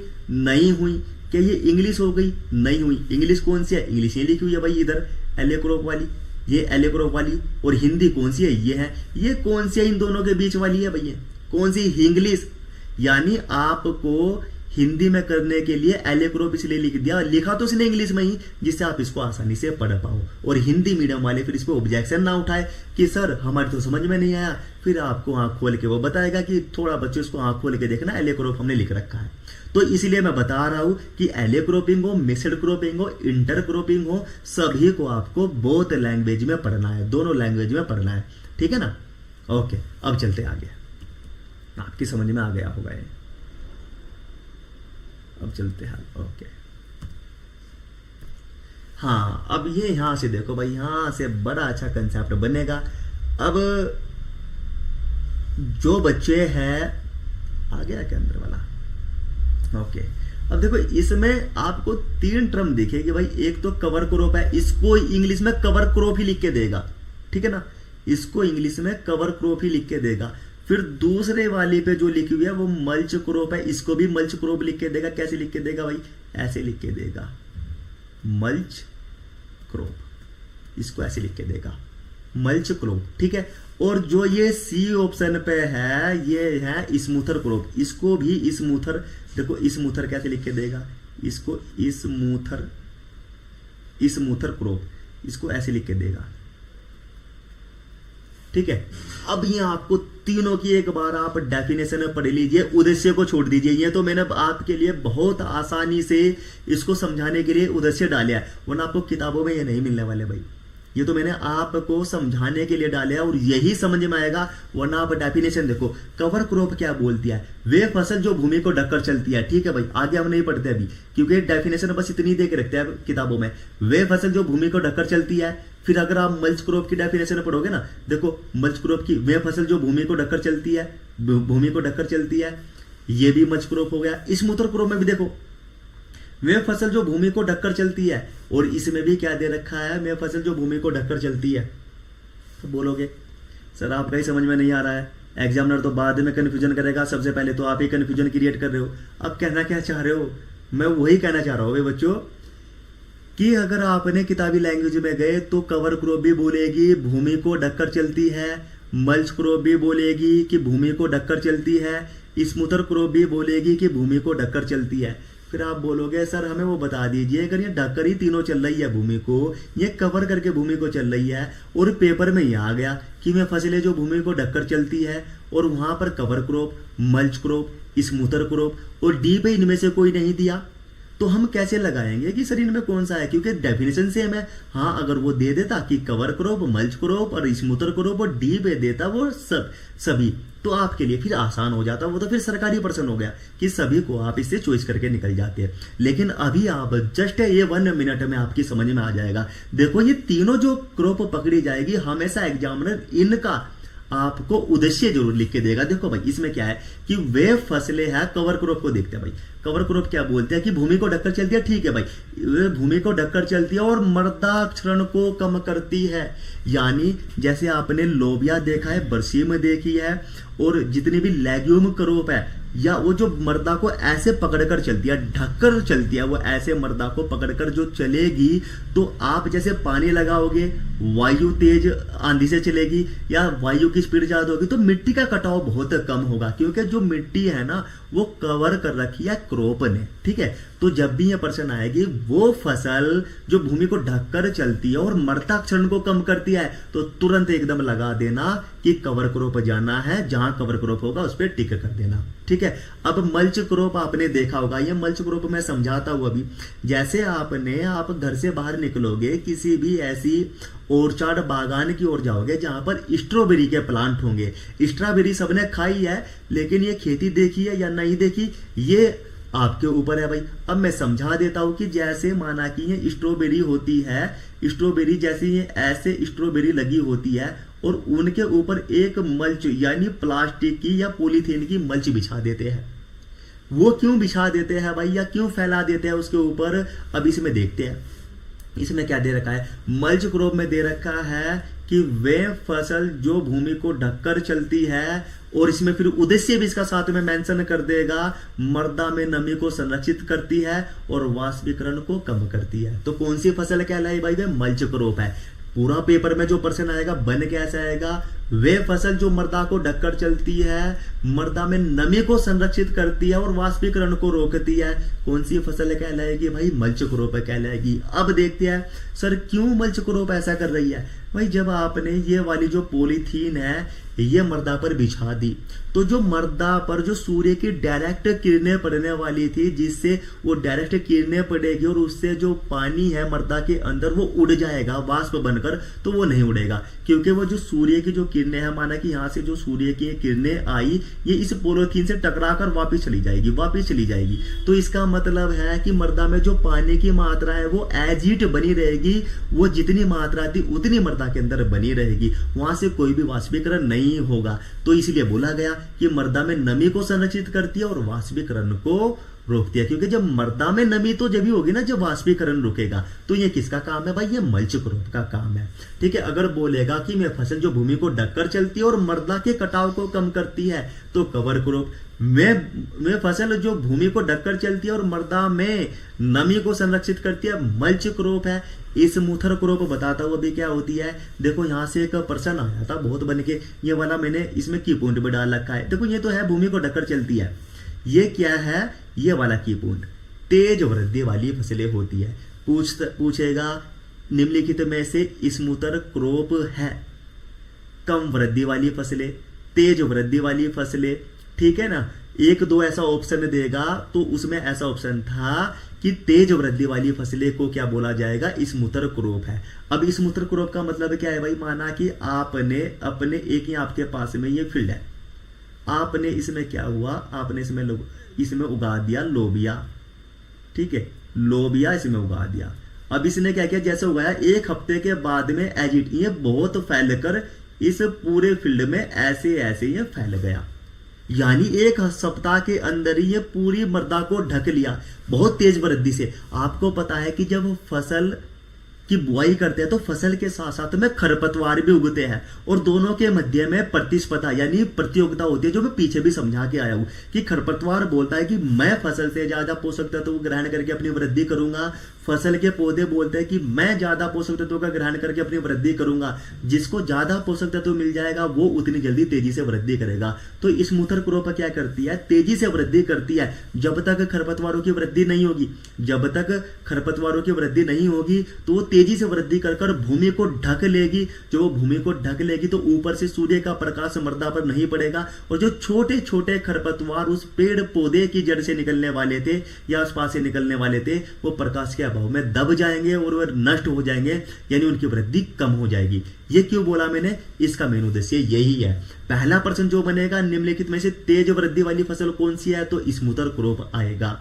फिर आएगा वह फसल जो मृदा को ढककर चलती है और खरपतवारों की वृद्धि को कम करती है, कौन सी फसल कहलाती है भाई, स्मूथर क्रॉप वो कहलाएगी।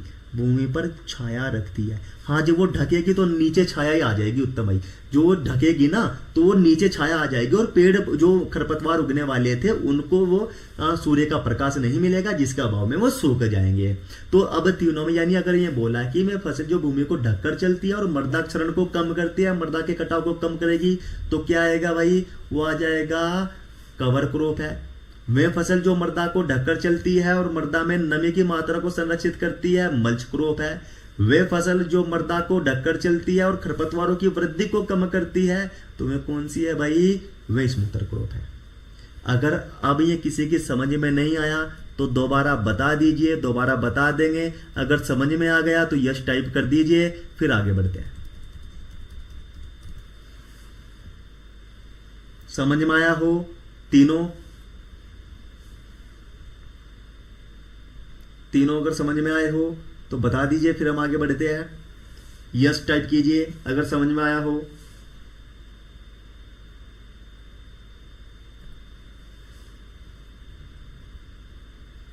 बिल्कुल ठीक है, ओके ओके, जल्दी जल्दी।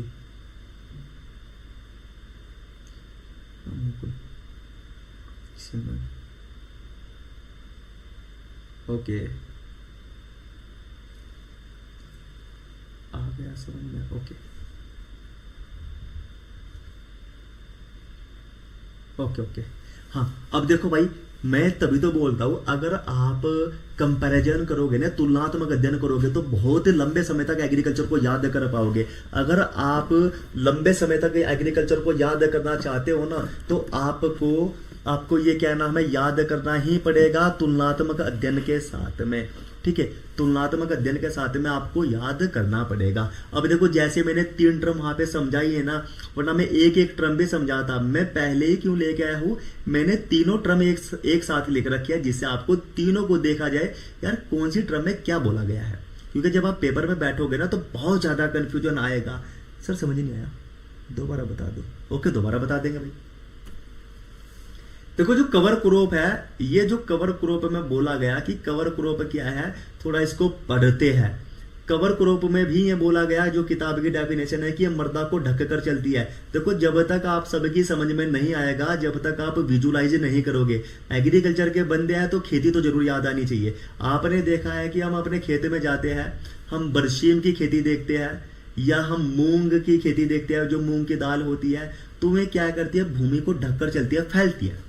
तो वे जब भूमि को ढककर चलेगी तो उनकी जड़ है, वो इनकी जड़ है ना, वो जगह जगह से मृदा को पकड़ कर रखती है। अब वो मृदा को पकड़ लिया, जैसे आपने पहाड़ी क्षेत्र में देखा है ना कि पेड़ पौधे लगे होते हैं, तो वहां पे भूक्षरण कम होता है, क्योंकि पेड़ पौधे की जड़ है जो मृदा को ढककर रखती है, यानी मृदा को पकड़े रखती है। वैसे ही कवर क्रॉप भी बोलते हैं। कवर क्रॉप के देखो, ये तीनों जो क्रॉप है ना, इनके अंतर्गत हमेशा दलहन फसल आएगी। जितनी भी दलहन फसल है ना, लेग्यूम क्रॉप जोन से आएगी, ये इनके उदाहरण होते हैं हमें। ठीक है, कवर क्रॉप में बोला गया कि वो भूमि को ढक कर चलेगी, ये वाली की ये भूमि को ढककर चलती है और मृदा क्षरण को कम करती है। क्योंकि जब मृदा इसने ढक ली, तो जब आप पानी लगाओगे, यानी आपने सिंचाई की, खेत में सिंचाई की, तो सिंचाई के साथ करने पर आपने देखा कि सिंचाई के पानी के साथ में मिट्टी वहां से कटकर दूसरे स्थान पर चली जाती है, यानी हमारे खेत से कटकर दूसरे स्थान पर पानी के साथ में चली जाती है। लेकिन अगर वहां पर कवर क्रॉप लगी हुई है, माना कि सपोज मूंग की दाल जो आपने वहां पर लगा रखी है, उसने मृदा को पकड़े रखा है, आपने सिंचाई कर दी, तो मृदा जो है ना, मिट्टी है, उसको कटने नहीं देगी, केवल पानी ही आगे रिसेगा।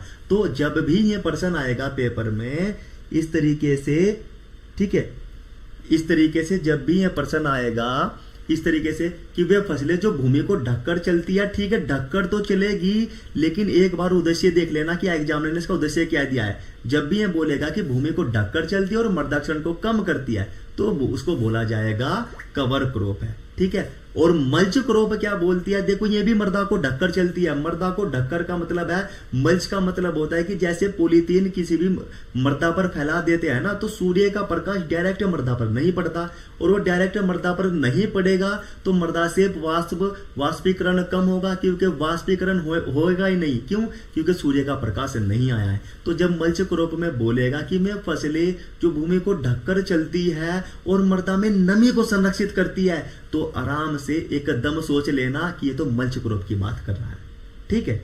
अब जो तीसरा इसमें की पॉइंट है कि स्मूथर क्रॉप क्या है, इसकी भी डेफिनेशन बोलती है कि मृदा को ढककर चलती है, लेकिन इसका उद्देश्य क्या दिया एग्जामिनर ने, वो आपको पेपर में देखना पड़ेगा, तभी तो आपको ये लगाना है उत्तर कि क्या है, इसने एग्जामिनर डिमांड आपसे क्या कर रहा है। तो जब बोलेगा कि वे फसलें जो मृदा को ढककर चलती है, ठीक है, वे फसलें जो मृदा को ढककर चलती है और खरपतवारों की वृद्धि को कम करती है, तो उसको क्या बोला जाता है, स्मूथर क्रॉप उसको बोला गया, ठीक है। अब आया समझ में?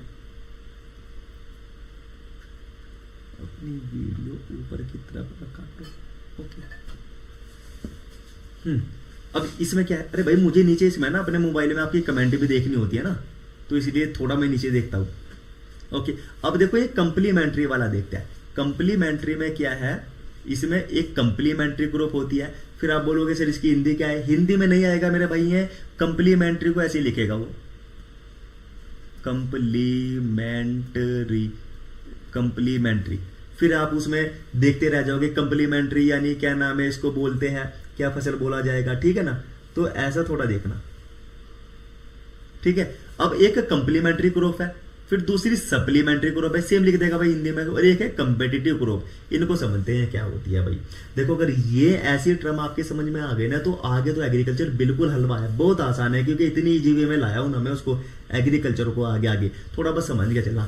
कंप्लीमेंट्री का मतलब होता है बेस्ट कपल भाई, जो एक दूसरे को सहायता पहुंचाते हैं, एक दूसरे को लाभ पहुंचाते हैं, उसको बोला जाता है कंप्लीमेंट्री। अब देखो इसमें क्या लिखा हुआ है, कंप्लीमेंट्री के सपेक्स में क्या लिखा हुआ है, यानी कंप्लीमेंट्री में क्या लिखा हुआ है भाई, वे फसल जो एक दूसरे को लाभ पहुंचाती है। सही बात है भाई, अच्छे कपल भी वही होंगे ना, जैसे हमारे मम्मी पापा हो गए भाई, अच्छे कपल है कि पापा अगर बाहर से कमा के ला रहे हैं, तो मम्मी क्या कर रही है, घर पर बैठ के अच्छे से खाना बनाकर पापा जी को खिला रही है, तो वे दोनों अच्छे कपल हो गए। वैसे ही फसल में चलता है कि वे फसल जो एक दूसरे को लाभ पहुंचाती है, तो कंप्लीमेंट्री। फिर की पॉइंट पकड़ना, क्या कर रही है भाई, दो फसल में लाभ पहुंचा रही है। अगर दो फसल लाभ पहुंचा रही है और एग्जामिनर इसको दे रहा है, तो कंप्लीमेंट्री ग्रुप ऑप्शन में देखना आपको मिलेगा, उसको टिक कर देना, आपका राइट आंसर हो जाएगा। अब इसको इसके एग्जाम्पल से समझते हैं, और फिर आप बोलोगे अभी मैं बता रहा हूं इसमें एग्जाम्पल क्या दे रखा है, एग्जाम्पल ऐसा ज्वार प्लस लोबिया।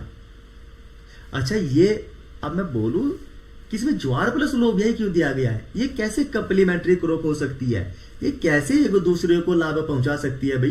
देखो आपने देखा होगा ज्वार क्या होता है, एक इसका लॉन्गेस्ट स्टेम होता है, यानी तना इसका बड़ा होता है। और आपको पता है कि ज्वार क्या है भाई, ज्वार तो है लंबे तने वाली फसल, ठीक है, जो सीरियल है। और लोबिया क्या है, लोबिया है एक दलहन फसल। तो जब ज्वार के साथ में आपने माना कि एक ज्वार की कतार लगाई आपने, उसके फिर बीच में लोबियों की एक पंक्ति लगाई, तो ज्वार जब बड़ा होगा पहले, फिर लोबिये को आपने उसमें उगाया, तो ज्वार बड़ा होगा। और लोबिये की आपको पता है कि बालियां फैलती है, लता इसकी फैलती है, तो जिसकी लताएं होती है, बालियां होती है, वो जब बड़ी होगी तो ये इसके तने पर चढ़ जाएगी और इसको क्या करेगा कि ज्वार लोबिया को सहारा देगा। फिर अच्छा चलो ज्वार ने तो अपना काम कर दिया कि लोबिये की जो लता है उसको सहारा दे दिया। अब लोबिया क्या करेगा, आपको पता ही है कैसी फसल है, ये कैसी फसल है भाई, ये है दलहन फसल। दलहन यानी लेग्यूम फसल है, और जितनी दलहन फसल है वे मृदा में नाइट्रोजन ऐड कर दिया है। तो जैसे लोबिया को ज्वार सारा दे रहा है, वैसे ही लोबिया ज्वार को नाइट्रोजन, जो पोषक तत्व है वो नाइट्रोजन फिक्सेशन करेगी, वो नाइट्रोजन उसको देगी। तो क्या एक दूसरे को उसको फायदा मिला, बिल्कुल मिला। तो इसी को बोला गया कंप्लीमेंट्री क्रॉप। जब भी बोलेगा कि मैं फसल जो एक दूसरे को लाभ पहुंचाती है, कंप्लीमेंट्री क्रॉप के अंतर्गत आती है। पूछेगा निम्नलिखित में से कौन सा कंप्लीमेंट्री क्रॉप का उदाहरण है, तो ज्वार प्लस लोबिया। एक बात है, ज्वार प्लस लोबिया ही जाएगा भाई। क्या मक्का प्लस लोबिया हो सकता है? नहीं होगा, क्योंकि मक्का का जो तना है वो बहुत मुलायम होता है, और जब लोबिया उस पर इसकी लताएं को जब फैलाया जाएगा और लोबिया की जो इसमें फली लगेगी तो वो टूट जाएगा। ठीक है ना। तो हमेशा पूछेगा निम्नलिखित में से कौन सा कंप्लीमेंट्री क्रॉप का उदाहरण है, तो ज्वार प्लस लोबिया। कौन सा जाएगा, इन दोनों को देखना, ज्वार प्लस लोबिया वाला। ठीक है, आया समझ में। अब सप्लीमेंट्री, देखो मैं बोल रहा हूं ना कि अगर आप एक टर्म पढ़ते हो ना, जैसे आपने कंप्लीमेंट्री पढ़ा, तो इसमें तो भाई लाभ वाली बात की है, इसमें लाभ वाला एक जिक्र हुआ है। अब थोड़ा सप्लीमेंट्री में देखते हैं। कंप्लीमेंट्री में अगर लाभ आप पहुंचा रहा है ना, तो सप्लीमेंट्री में डेफिनेटली ये इसके अपोजिट होगा, डेफिनेटली इसके अपोजिट होगा। देखो सप्लीमेंट्री क्या बोलती है कि वे फसलें जो एक दूसरे को लाभ नहीं पहुंचाती है, ये लो भाई दे जैसने की पॉइंट। यहां पर क्या बोला, कंप्लीमेंट्री में बोला कि भाई कंप्लीमेंट्री में बोला लाभ पहुंचा रही है, सप्लीमेंट्री क्या कर रही है, जो एक दूसरे को लाभ नहीं पहुंचाती, वो सप्लीमेंट्री क्रॉप हो गया। पूछेगा सप्लीमेंट्री क्रॉप का उदाहरण क्या है। देखो भाई अब बताते हैं हम। सप्लीमेंट्री क्रॉप का उदाहरण है मक्का प्लस कुकुरबिट्स। अब ये कुकुरबिट्स, कुछ जो नए बच्चे हैं वो पूछेंगे सर ये कुकुरबिट्स क्या होता है। कुकुरबिट्स का मतलब होता है कद्दू वर्गीय सब्जी से में कद्दू आता है, लौकी आती है, खीरा आता है, ककड़ी आता है, तरबूज आते हैं, ये सभी क्या है, कुकुरबिट्स फसलें हैं। अब एक बात बताओ, जो मक्का है, अब अगर ये देखो क्या जो मक्का का तना और ये कुकुरबिट्स माना कि खीरा है, खीरे की फसल को या खीरे की जो लताएं को मक्का की तने पर अगर हमने चढ़ा दिया भाई, उसके ऊपर फैला दिया और उसमें खीरे लगेंगे, तो क्या इसका तना इसको सहन कर पाएगा? बिल्कुल नहीं कर पाएगा। तो इसका मतलब है कुकुरबिट्स को मक्का से कोई फायदा नहीं होने वाला। अब मक्का है भाई, तो क्या पता मक्का को कुकुरबिट्स से कुछ मिल रहा है भाई। कुकुरबिट्स तो कुछ नाइट्रोजन ऐड ही नहीं कर रही है ना, कुछ भी ऐड नहीं कर रही है, तो मक्का को भी फायदा नहीं मिलेगा। तो वही बात इसने सप्लीमेंट्री में बोली कि मैं फसल जो एक दूसरे को लाभ नहीं पहुंचाएगी तो सप्लीमेंट्री क्रॉप है, अगर लाभ पहुंचा दिया तो कंप्लीमेंट्री क्रॉप है। ठीक है ना। और उदाहरण आएंगे सप्लीमेंट्री का मक्का प्लस कुकुरबिट्स, ऐसे भी आ सकता है मक्का प्लस खीरा, मक्का प्लस कद्दू, मक्का प्लस ककड़ी, तो अलग अलग भी दे सकता है। आपको कुकुरबिट्स से सब्जी याद होनी चाहिए। आगे हॉर्टिकल्चर में मैं इसको पूरी अच्छी तरीके से समझा दूंगा। ठीक है, दोनों आ गया। कंपेटिटिव क्रॉप इतनी इंपॉर्टेंट नहीं है, फिर भी समझ लीजिए। कंपेटिटिव का मतलब मैं हमेशा फिर बोलता आया हूं कि फसल जब भी उगाओगे वो प्रतियोगिता करेगी, यानी मैं फसल, देखो इसमें क्या जाए, मैं फसल जो एक दूसरे से प्रतियोगिता करती है, तो क्या कहलाएगा भाई, कंपेटिटिव क्रॉप है। इसमें उदाहरण में दे रखा है, एग्जाम्पल में हमने दिया है क्या, दो अनाज वाली फसलें। माना कि आपने गेहूं प्लस ज्वार, गेहूं प्लस ज्वार लिया, गेहूं प्लस ज्वार इसमें ले लिया, ये दोनों क्या है, अनाज वाली फसलें हैं। और ये कौन सी है, ये सीरियल क्रॉप है। ठीक है ना। तो ये जो है ग्रेमिनी फैमिली क्या। अब जो ये देखो, इसको भी अधिक मात्रा में पोषक तत्व चाहिए गेहूं को, और ज्वार को भी अधिक मात्रा में पोषक तत्व चाहिए। भाई देखो ये इंसान नहीं है, ये इंसान नहीं है कि ये बोल देगा, जो अच्छे होते हैं उनकी बात कर रहा हूं कि नहीं भाई मुझे ये नहीं चाहिए, ये तुम्हारे काम आएगा, तुम ले लो, मैं तो अपनी थोड़ी वृद्धि कर लूंगा या अपना थोड़े में गुजारा कर लूंगा। ये फसल है भाई, ये बोलेगा मुझे, गेहूं बोलेगा भाई मुझे तुमसे ज्यादा पोषक तत्व चाहिए, ज्वार बोलेगा नहीं मुझे तुमसे ज्यादा पोषक तत्व चाहिए। तो दोनों आपस में कंपटीशन करने लगेंगे कि जो जीतेगा वो ज्यादा ज्यादा अपना पोषक तत्व लेगा। अब ये जस्ट आगे टर्म आने वाली है, ये एक्स होस्टिव क्रॉप में टर्म आने वाली है, वहां पर आपको क्लियर समझ में आ जाएगा। ठीक है। अब ये तीनों अगर आपकी समझ में आ गई हो तो एक बार यस बोलिए, वरना नो बोलकर बताइए कि आपकी समझ में आया है या नहीं आया।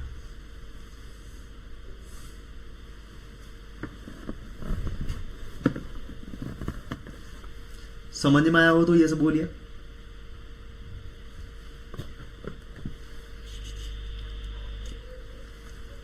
क्या समझ में आया है?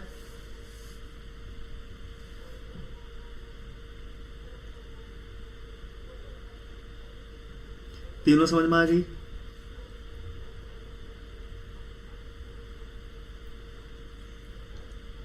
मुकुल, ठीक है। भावना जी आपकी समझ में आया?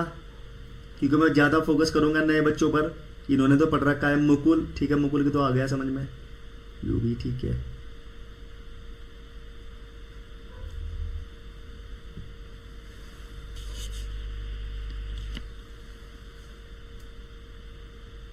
अंकित चंद्र रावत,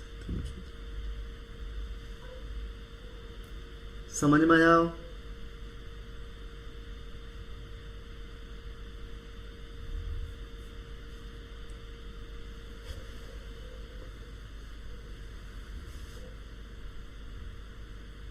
ठीक है। भावना जी आपकी समझ में आया?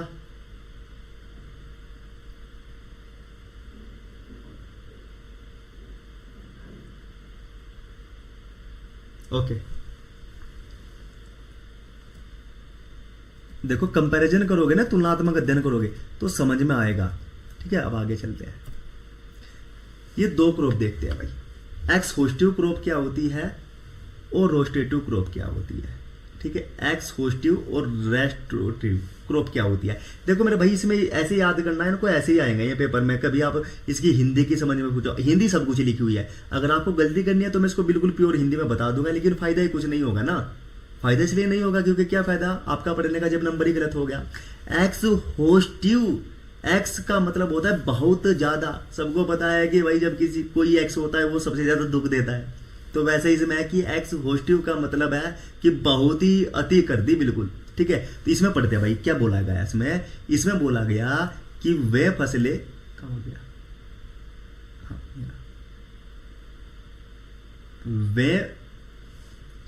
वे फसलें जो मृदा से अधिक मात्रा में पोषक तत्व ग्रहण करती है। ये बोल दिया, देखो किया इसने एक्स वाला काम कि बहुत कुछ लूट वूट के भाग गए। ठीक है, तो वही एक्स वाला काम इसने किया कि वे फसलें जो मृदा से अधिक मात्रा में पोषक तत्व ग्रहण करेगी। कि मृदा में तो यार 50% पोषक तत्व है और आपने ऐसी फसल उसमें मृदा में उगा दी जो बहुत ज्यादा मात्रा में पोषक तत्व चाहिए होंगे तो ही वृद्धि करेगी। अगर उसको उतने पोषक तत्व मिलेंगे तो वृद्धि करेगी, वरना अपने आप को वृद्धि से बिल्कुल नष्ट कर देगी, यानी प्रोडक्शन कम कर देगी। ठीक है, तो फिर किसान को क्या फायदा होगा। तो जब भी ये बोलेगा ना कि वे फसलें जो मृदा से अधिक मात्रा में पोषक तत्व ग्रहण करती है, फसल कहलाती है एक्स होस्टिव क्रॉप्स, रेस्टोरेटिव क्रॉप्स या कंपेटिटिव क्रॉप या कंपेटिटिव क्रॉप नहीं आएगा, या सप्लीमेंट्री क्रॉप या कंप्लीमेंट्री क्रॉप है। तो क्या आंसर आएगा, एक्स होस्टिव क्रॉप है। अब देखो यहां से मैं आपको प्रश्न बता देता हूं, इससे कौन कौन से प्रश्न एग्जाम में बनते हैं और उन्हें कैसे कैसे बनते हैं, किस तरीके से उन्हें एग्जाम में घुमा सकते हैं। देखो पहले पूछेगा निम्नलिखित में से कौन सी वो फैमिली है जो एक्स होस्टिव नेचर की है। ए पे आएगा। देखो मैं बता दूं पहले आपको, थोड़ा टाइम तो लगेगा। अगर आज मैं इसको 1.5-2 घंटा भी चलाऊंगा ना क्लास तो चलाऊंगा, लेकिन इससे आपकी समझ में आना चाहिए, टॉपिक पूरा समझ में आना चाहिए। मेन फंडा ये है। देखो ए पे हमने रखा, यहाँ पे ए पे रखा हमने फैमिली में ग्रे मिनी। बी पे रखा हमने लेग्यूमिनेसी। सी पे हमने रखा ग्रेमिनी लेमेसी सोलेनेसी।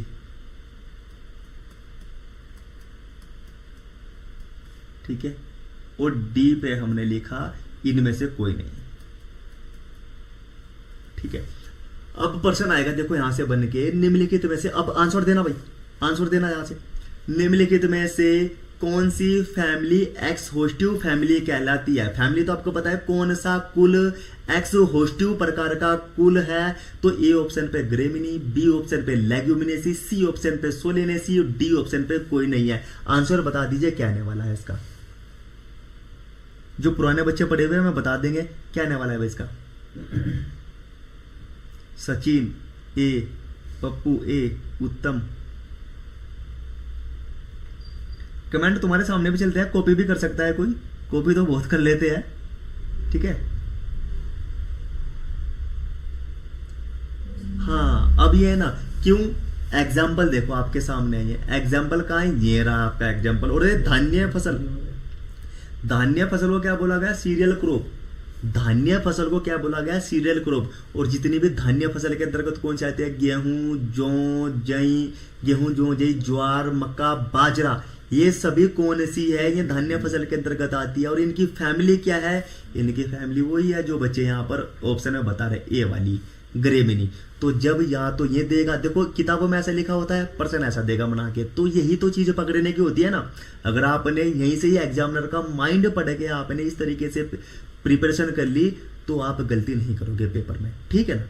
अब पूछेगा निम्नलिखित में से कौन सी एक्सहोस्टिव प्रकार की क्रॉप है? तो जितनी भी, जैसे भाई गेहूं हो गया, ज्वार हो गया, बाजरा हो गया, मक्का हो गया, आगे आपको जब मैं फसल पढ़ाऊंगा ना तो आपकी सारी चीज इसमें मैं लिखवा दूंगा, ठीक है ना।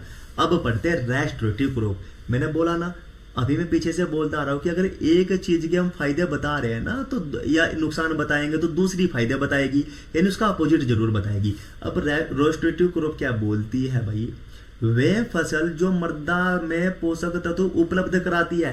भाई एक्सहोस्टिव क्या कर रही है? एक्सहोस्टिव तो क्या कर रही है? अधिक मात्रा में पोषक तत्व ग्रहण कर निकल रही है। और रेस्ट्रिक्टिव क्या क्रॉप क्या कर रही है? ये फसल मृदा में पोषक तत्व ऐड कर रही है, यानी पोषक तत्व को ऐड करती है। अगर आपने ये फसल अपनी मृदा में उगा ली, अपने खेती में उगाई, तो आपके खेत में बहुत ज्यादा पोषक तत्वों की मात्रा को ये बढ़ा देगी, तो किसान के लिए लाभदायक है। फिर यहीं से वो प्रश्न बनेगा, निम्नलिखित में से कौन सी वो फैमिली है या कुल है जो रोस्ट्रेटिव क्रॉप के अंतर्गत आता है? तो इसमें कौन सा जाएगा? बी ऑप्शन में जो लिखा हुआ है लेग्यूमिनेसी, क्योंकि इसमें क्या लिखा हुआ है? लेग्यूम क्रॉप्स, सभी दलहन फसल।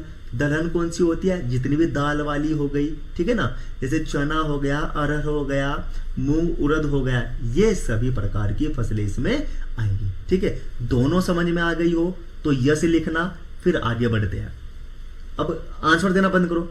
जो अगर आगे बढ़ते हैं, अगर समझ में आ गया तो यस लिखो, फिर आगे बढ़ते हैं।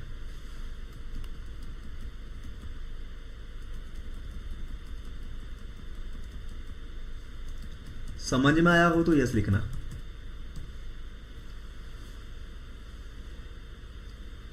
समझ में आया? कितनी लेट चली है?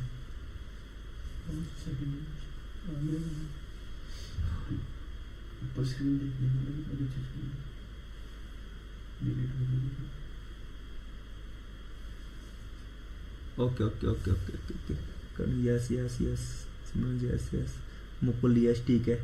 अरे मुकुल तुम तो भाई अच्छा कर रहे हो। ओके ओके,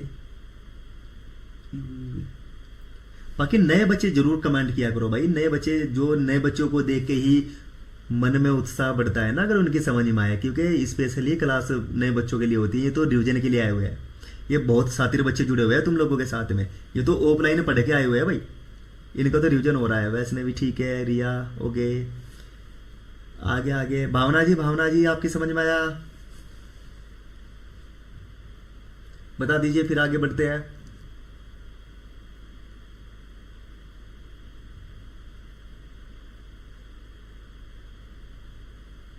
आया समझ में?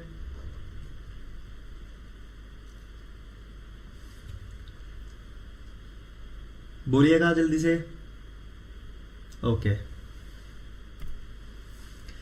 अब देखो भाई, यहां से ये चार, इसके बाद क्या किया? हाँ, ये चार फसल है भाई।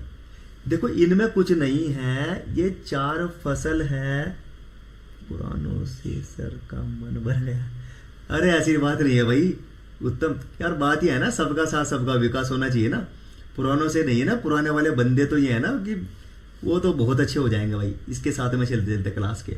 इनको तो मैंने ये टॉपिक पता नहीं कितनी बार पढ़ा दिया होगा, अगर तुम लोग भी आओगे तो शायद मुझसे अच्छे ही पढ़ा दोगे ये टॉपिक भी, ठीक है। तो अब चलते हैं। देखो ये पहला जो इसमें लिखा हुआ है, देखो अब मैंने इनकी, आज जब मैं टॉपिक प्रिपेयर कर रहा था तो मैंने इसकी हिंदी भी आगे लिख दी है, इसकी हिंदी भी आगे मैंने लिख दिया है। अब देखो यहाँ सबसे ज्यादा कंफ्यूजन आएगा इस वाली फसल में। इसमें ये क्या बोला गया भाई? मल्टी स्टेरॉइड क्रॉपिंग क्या होती है? मल्टी स्टेरॉइड क्रॉपिंग क्या होती है? लेकिन आप समझोगे मल्टीपल क्रॉपिंग, पीछे पड़ गए हुए। मल्टीपल नहीं है, हिंदी में देख लेना इसको। इसको बोला गया बहुमंजिली फसल। देखो फसल के नाम क्या है? बहुमंजिली, ठीक है ना। यानी जैसे दो मंजिली होती है ऐसे है। तो अब देखना मल्टी स्टोरेड क्रॉपिंग हमें क्या बोलती है। आपने पहले देखो, मैं इसे बहुत इजी वे में समझाना चाह रहा हूँ, पहले इजी वे में इसको तो देख लेंगे जो ये किताबी लैंग्वेज है।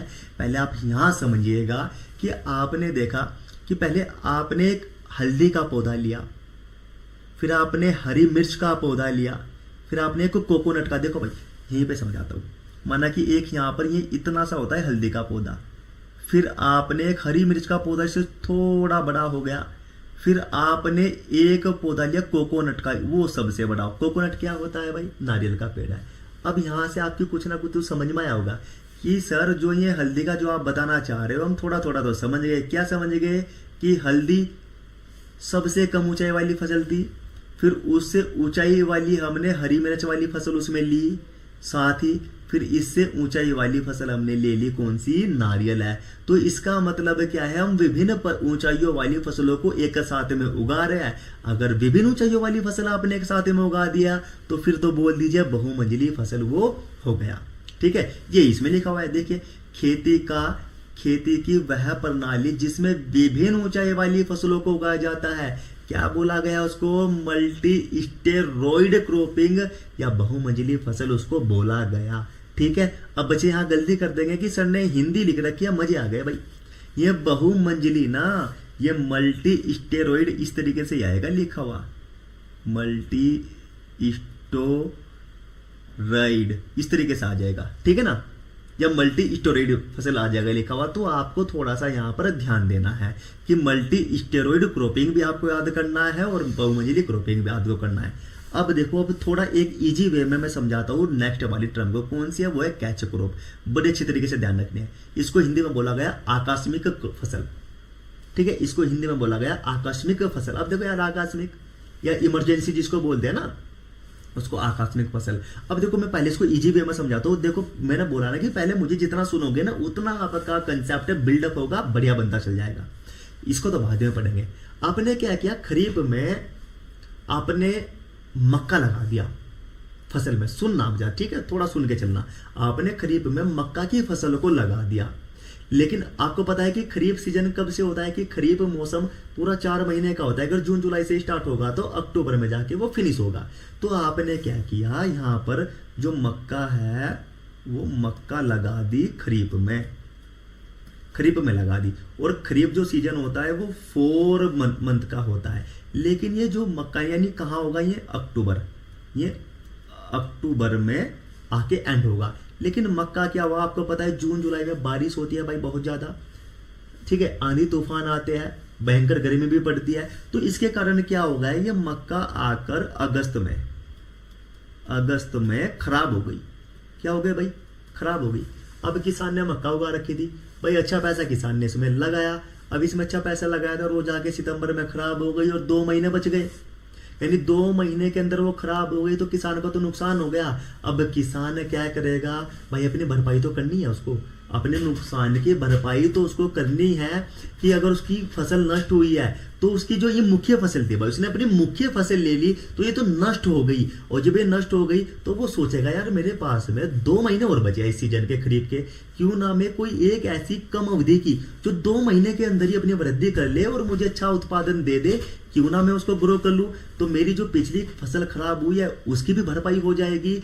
तो वही चीज इसमें बोली गई है कि जब क्या बोला गया? देखो इसमें कि मुख्य फसल नष्ट होने पर उसी के स्थान पर, यानी किसके स्थान पर? जो नष्ट हुई है, यानी 2 महीने के अंदर वो जो नष्ट हो गई थी, कम अवधि वाली फसल को लेना क्या कहलाता है? कैच क्रॉप कहलाता है, यानी आकस्मिक फसल। और इसको हिंदी में ऐसा ही देगा भाई लिख के, इसको हिंदी में देगा कैच क्रॉप। ठीक है, हमेशा कैच क्रॉप देगा। अब कैच क्रॉप का अगर उदाहरण आपसे पूछे ना, तो जितनी भी दलहन फसल है वो सारी क्या होती है? वो कैच क्रॉप के अंतर्गत आती है। ठीक है, यानी जब मुख्य फसल नष्ट हो जाएगी, भाई मैंने कंसेप्ट से बताया, आपको पूरी इसकी राम कहानी भी बताई कि कैसे समझ में आएगा, प्लस आप किताबी डेफिनेशन भी बता दी। और ये किताबी नहीं है, ये मैंने अपने खुद से बिल्डअप कर रखी है।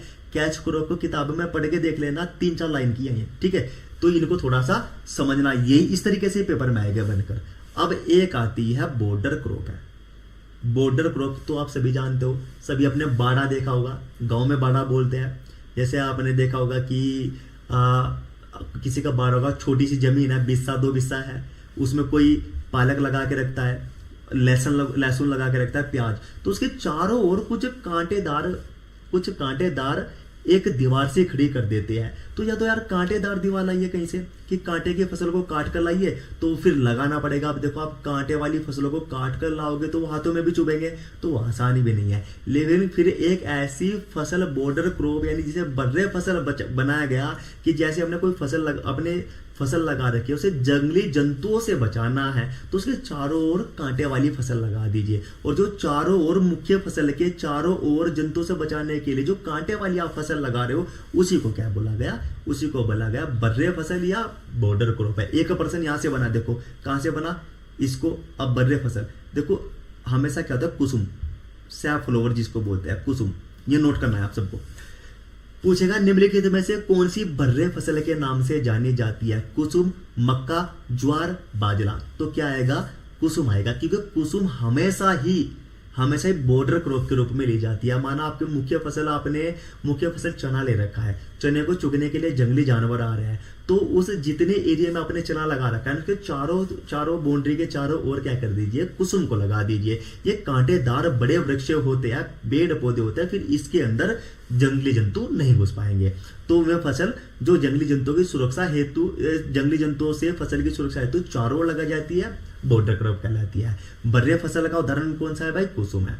अब ये कैश क्रॉप है, आपको बस इनके उदाहरण याद करने हैं। पूछेगा नगदी फसल क्या है? नगदी फसल मैं बता देता हूं, इसकी जो किताबों में डेफिनेशन थोड़ी सी लिखी हुई है, कभी जब इसको आगे में कभी क्लासिफाई करूंगा ना, क्योंकि अभी आपके काम की नहीं है, पेपर में नहीं आती, इसका कंसेप्ट पूरा समझाऊंगा मैं आपको, ठीक है? तो थोड़ा याद करना, इसका जूट हो गया, कपास, गन्ना, तंबाकू, आलू, चाय, ये याद कर लेना, हमेशा पेपर में आती है कि कौन सी इनमें से नगदी फसल है, तो यही आएगी। फिर एक क्या हो गई, फिर होते हैं कमर्शियल क्रॉप, जिसको क्या बोला गया? व्यावसायिक फसल। व्यवसाय क्या है? जो आप उगा रहे हो ना, केवल उसका उद्देश्य क्या है कि हमें बेचनी है। जैसे अगर मैं बोलूं कि गेहूं है, तो गेहूं का मुख्य उद्देश्य केवल बेचना थोड़ा ही है भाई, बेचना थोड़ा ही, वो तो आप खुद आधे से ज्यादा तो अपने पास में रखोगे और आधा बेचोगे। लेकिन कमर्शियल क्रॉप यानी व्यावसायिक फसल के अंतर्गत केवल वो फसल आएगी जो केवल आप बेचने के उद्देश्य से, देखो भाई जैसे जूट है, केवल बेचने के उद्देश्य से, क्योंकि खाने के लिए नहीं रखोगे। कपास है, बेचने के उद्देश्य से। गन्ना भी बेचने के उद्देश्य से। तंबाकू, आलू, चाय, ये क्या है? सब कमर्शियल क्रॉप है। ये उदाहरण आपको याद करने हैं, क्योंकि ये उदाहरण पेपर में आ जाते हैं। निम्नलिखित में से कौन सी नगदी क्रॉप है? तो ये आपको याद करने हैं। निम्नलिखित में से कौन सी व्यावसायिक क्रॉप है? ये आपको याद करने हैं। बॉर्डर क्रॉप की डेफिनेशन मैंने बता दी, कैच क्रॉप की डेफिनेशन बता दी, बहुमंजिली क्रॉप की बता दी।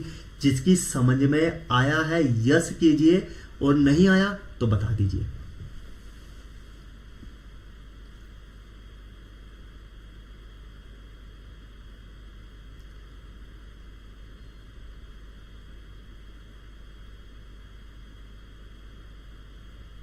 समझ में आया हो तो यस कीजिए।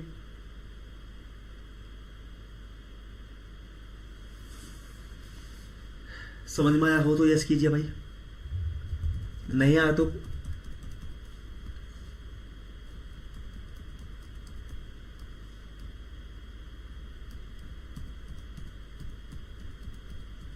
ये पीडीएफ भी आपको क्लास के जस्ट तुरंत बाद मिल जाएगा। जल्दी जल्दी बोलिए। अच्छा बिल्कुल, यूवी, ओके, रिया, ठीक है बेटा, आंचल, वैष्णवी, बोलिए जल्दी जल्दी बोलिए, फिर थोड़ा ही रह गया, बस ये 2 टर्म और रह गई है, फिर फिनिश करेंगे इसको। भावना जी, आपकी समझ में आया?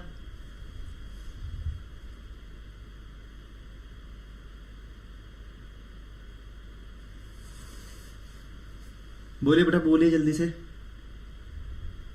ठीक है, सीखा आ गया, ठीक है, ओके। सचिन, ओके। सुमित, ठीक है। देखो, जो पूरा एग्रीकल्चर में ना, यही टॉपिक सबसे वास्ट है, यानी बड़ा टॉपिक है, थोड़ा टाइम लेता है, बाकी तो बहुत जल्दी से चलेंगे।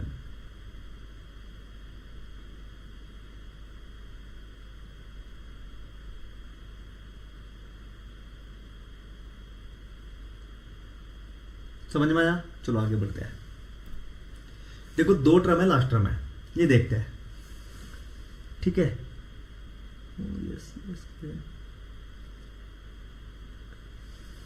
सर दोबारा एक बार और रिपीट कर दो। Catch crop, okay, catch crop एक बार और रिपीट करता हूं मैं। कैच क्रॉप देखिएगा, कैच क्रॉप, बस अब कमेंट करनी बंद कर देना भाई। कैच क्रॉप का मतलब पता क्या होता है कि मौसम को कैच करना। ठीक है, कैच, देखो कैच जो क्रॉप है, कैच क्रॉप का जो मतलब होता है कि मौसम को कैच करना। देखो भाई समझना, मैंने बोला कि मक्का फसल किसान ने किस में ली भाई, खरीफ में, खरीफ में ले ली। आपको पता है, देखो अभी आपकी समझ में इसलिए नहीं आ रहा है ना क्योंकि जो खरीफ रबी जायद मौसम नहीं पड़े, अब जस्ट जब एग्रोनॉमी चलेगी जब आपकी समझ में प्रॉपर आ जाएगा यहाँ से। क्यों? क्योंकि देखो खरीफ में ले ली तो ये 4 महीने तक फसल होनी चाहिए, क्योंकि 4 महीने तक आप जब तक ये नहीं कटेगी तो किसान दोबारा नहीं लेगा। अब क्या किया कि बारिश के कारण या किसी रोग के कारण या किसी कीट पतंगे के कारण ये जो फसल है जो कंप्लीट कहां पर होनी थी भाई, ये कंप्लीट होनी थी, इसकी कटाई होनी थी अक्टूबर में, लेकिन ये कीट के कारण क्या हो गई, ये कीट के कारण अगस्त में ही खराब हो गई, यानी नष्ट हो गई। तो नुकसान हुआ किसको? नुकसान हो गया किसान को। अभी किसान सोचता है यार जो मेरा नुकसान हो गया ना, तो यार 2 महीने यानी अगस्त तक ये खत्म हो गई और अभी अक्टूबर में खरीफ सीजन चलने वाला है, मैं और कोई क्रॉप भी नहीं ले सकता, तो मुझे एक ऐसी फसल लेनी चाहिए जो मौसम बचा हुआ है ना, यानी इस मौसम के, खरीफ मौसम के 2 महीने जो बचे हुए हैं, जो इसमें अपनी वृद्धि कर ले और मुझे प्रोडक्शन दे दे, जिससे मेरा नुकसान हुआ है वो उसके नुकसान की भरपाई हो जाए। तो वो क्या करेगा, वो कम अवधि वाली, कम अवधि का मतलब समझो, यानी जो अपनी 1 से 2 महीने के अंदर ही वृद्धि कर लेगी, फल फ्रूट दे देगी, तो उस फसल को उस मुख्य फसल के स्थान पर उगा दीजिए जो नष्ट हुई थी। तो जो नष्ट हुई थी उस मुख्य फसल के स्थान पर अगर आपने वो ले ली तो उसको बोलते हैं कैच क्रॉप। ठीक है, और ये जो उत्तम जो आप पूछ रहे हो कैच क्रॉप के, केवल आपको उदाहरण पूछेगा वो कौन से कैच क्रॉप के उदाहरण, ये तो आपके सामने लिखे हुए हैं कि जूट, कपास, गन्ना, तंबाकू, ये आपको याद करने पड़ेंगे, आपको देखना है। ठीक है, कैच क्रॉप ऐसे आएगा। कैच का मतलब होता है मुझे मौसम को कैच करना है, इन्हीं 4 महीनों के अंदर ही मुझे फसल को ग्रो कराना है। ठीक है, ओके। अब ये देखो भाई शिफ्ट क्रॉप, शिफ्ट कल्टीवेशन, देखो ये ग्रेड 1 में आया था भाई, ये जो पर्सन है ना, ये जो पर्सन है ये ग्रेड 1 में आया था। ठीक है, ये आया था ग्रेड 1 में।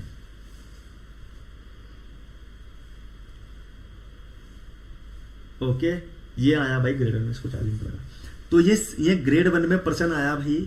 अब देखो इसमें आपको याद रखना है, देखो मैंने सारे इसमें की पॉइंट डाले हैं। शिफ्टिंग कल्टीवेशन को हिंदी में क्या बोला गया, स्थानांतरित खेती, फिर इसी को बोला जाता है झूमिंग खेती, फिर इसी को बोला जाता है चल खेती। अब बोले सर आपने इतने नाम क्यों डाल दिए इसमें, हमें तो एक नहीं याद हो रहा है, आप 3 डाल के हमें कंफ्यूजन कर रहे हो। भाई मैं कंफ्यूजन नहीं कर रहा, वो पेपर में ही ऐसे आएंगे। पूछा था निम्नलिखित में से शिफ्ट कल्टीवेशन को किस अन्य नाम से जाना जाता है। अब देखो फिर यहाँ गलती करेंगे ये। अब देखो ये तीनों नाम तो आपके याद होने ही चाहिए, साथ में शिफ्ट कल्टीवेशन भी याद होना चाहिए, क्योंकि इसको पेपर में आया था। निम्नलिखित में से झूमिंग खेती को किस नाम से जाना जाता है, शिफ्टिंग खेती। तो देखो अब ये था भाई। अब बताओ जो हिंदी में पढ़ रहा है, जिसने हिंदी में केवल पढ़ा, उसने बोला कि जो झूमिंग खेती है, झूमिंग खेती को किस अन्य नाम से पढ़ा, तो या तो भाई स्थानांतरित खेती आना चाहिए था या चल खेती आना चाहिए था, उसने नहीं दिया, इंग्लिश वाले को दिया था शिफ्टिंग खेती।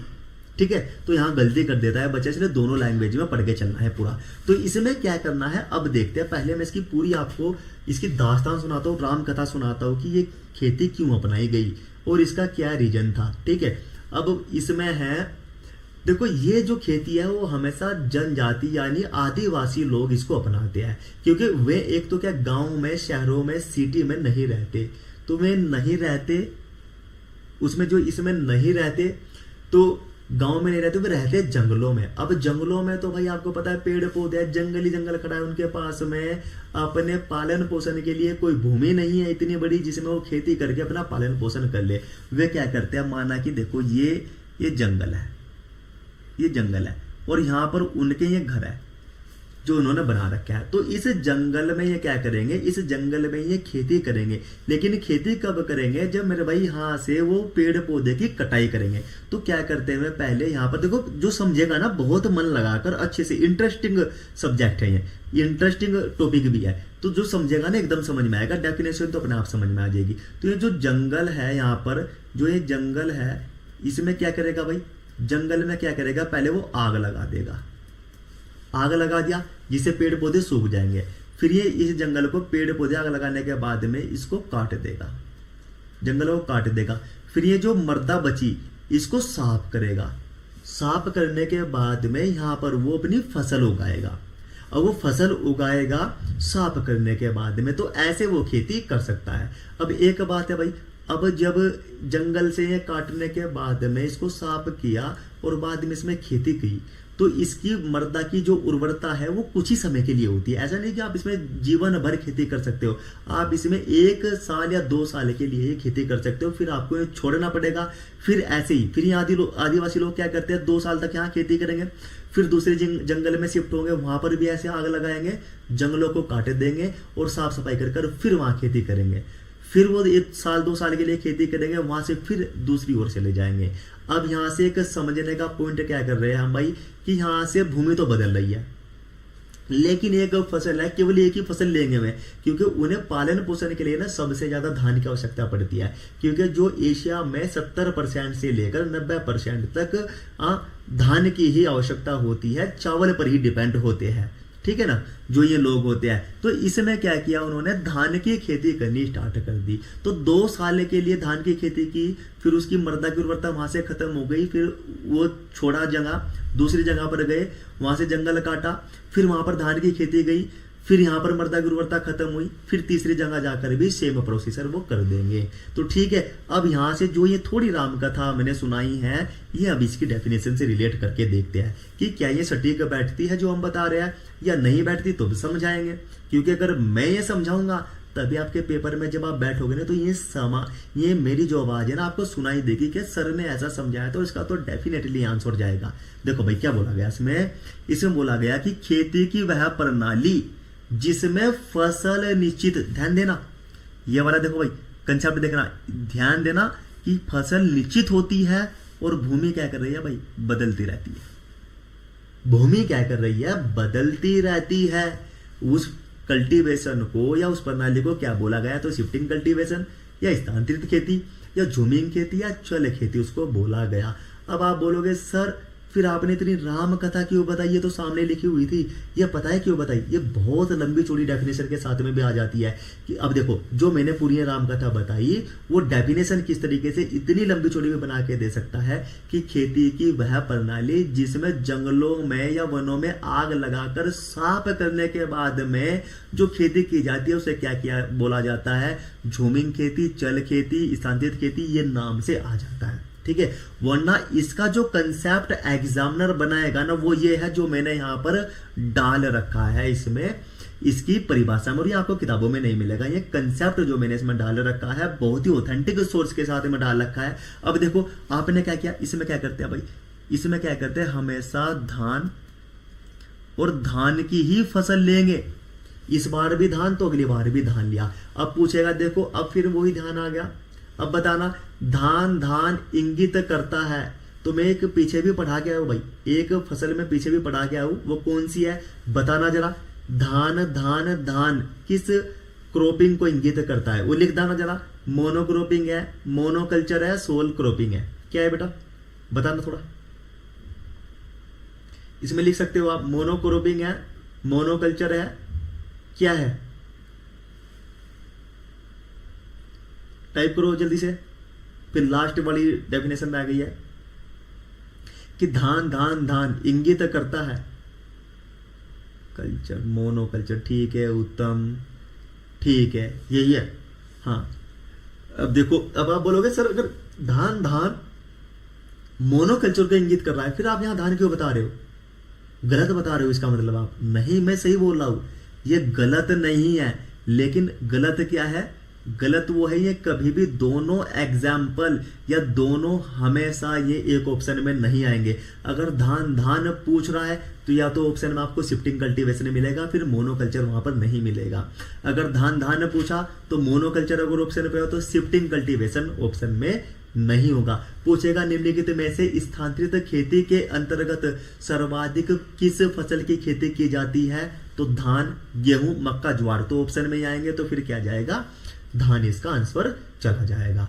ठीक है, ये इसकी खेती हो गई। अब देखो इसमें क्या है कि हम बस परमानेंट क्या कर रहे हैं, धान को ही बो रहे हैं। तो यही देखो ये दे रखा है इसमें, खेती का वह प्रणाली जिसमें फसल क्या है भाई, फसल आपने धान ले रखी है तो ये दे दिया। देखो इसने तो फसल अगर इसने धान दिया है तो ये दिया भाई इसने कि फसल तो निश्चित है क्योंकि एक फसल ले रहे हो और आप 1-2 साल के लिए उगा रहे हो, फिर वहां मर्दा छोड़ दोगे, दूसरी मर्दा पर जाओगे, तो यहां पर क्या किया जाएगा, फिर यहां पर भूमि को बदल दिया जाएगा। ये अपने नाम में बताता है, शिफ्टिंग कल्टीवेशन करनी है, हमें जगह बदलनी है, ना कि फसल।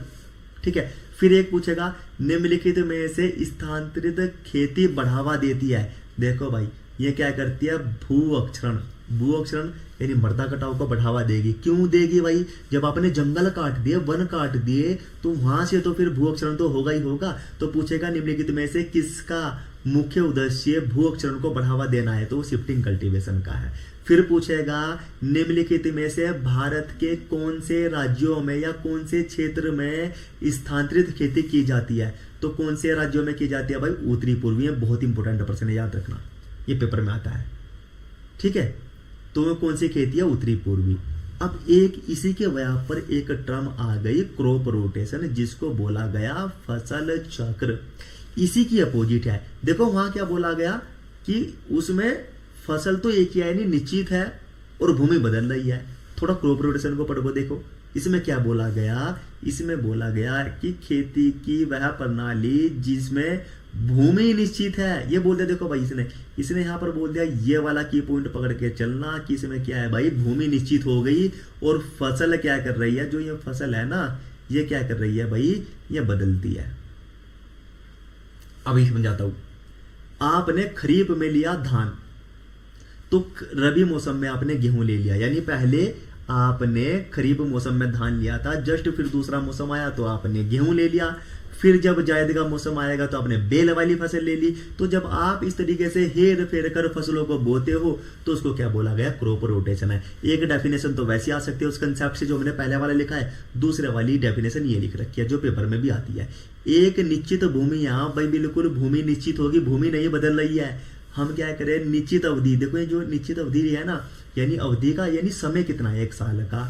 फसलों की क्रमिक खेती है, देखो ये बिल्कुल डेफिनेशन किताब की है कि जो क्रमिक खेती कर रहे हो ना, कि पहले आपने धान लिया खरीफ में, फिर आपने रबी में गेहूं लिया, फिर जायद में जाके आपने बेल वाली फसल ली, तो आप क्रम से खेती कर रहे हो 1 साल के अंतर्गत, किस निश्चित भूमि पर, भूमि एक ही है, तो उसको बोला गया क्रॉप रोटेशन या फसल चक्र। अब जो तीसरी जो है, कोई माना कि देसी वहां पर बैठ गया, कोई प्रोफेसर देसी बैठ गया, तो वो इस लैंग्वेज को देगा कि एक निश्चित भूमि है, ठीक है, इतनी तो किताब का सारा लेगा वो, कि ये वाली की निश्चित भूमि है और निश्चित अवधि में फसलों को हेर फेर कर बोना क्या कहलाता है, क्रॉप रोटेशन कहलाता है। तो जितनी लैंग्वेज के साथ में ये पेपर में आएगा, मैंने वो सभी के सभी इसमें मेंशन कर दिया है। अब बताओ इसमें से समझ में आया या नहीं आया, क्योंकि टॉपिक यहीं पर एंड हो जाएगा।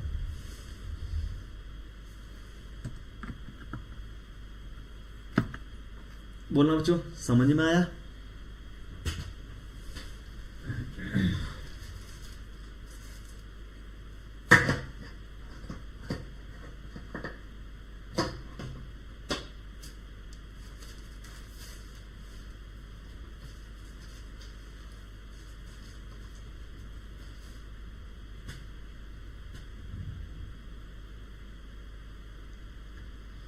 तो थोड़ा इसको ये भी क्या करो भाई,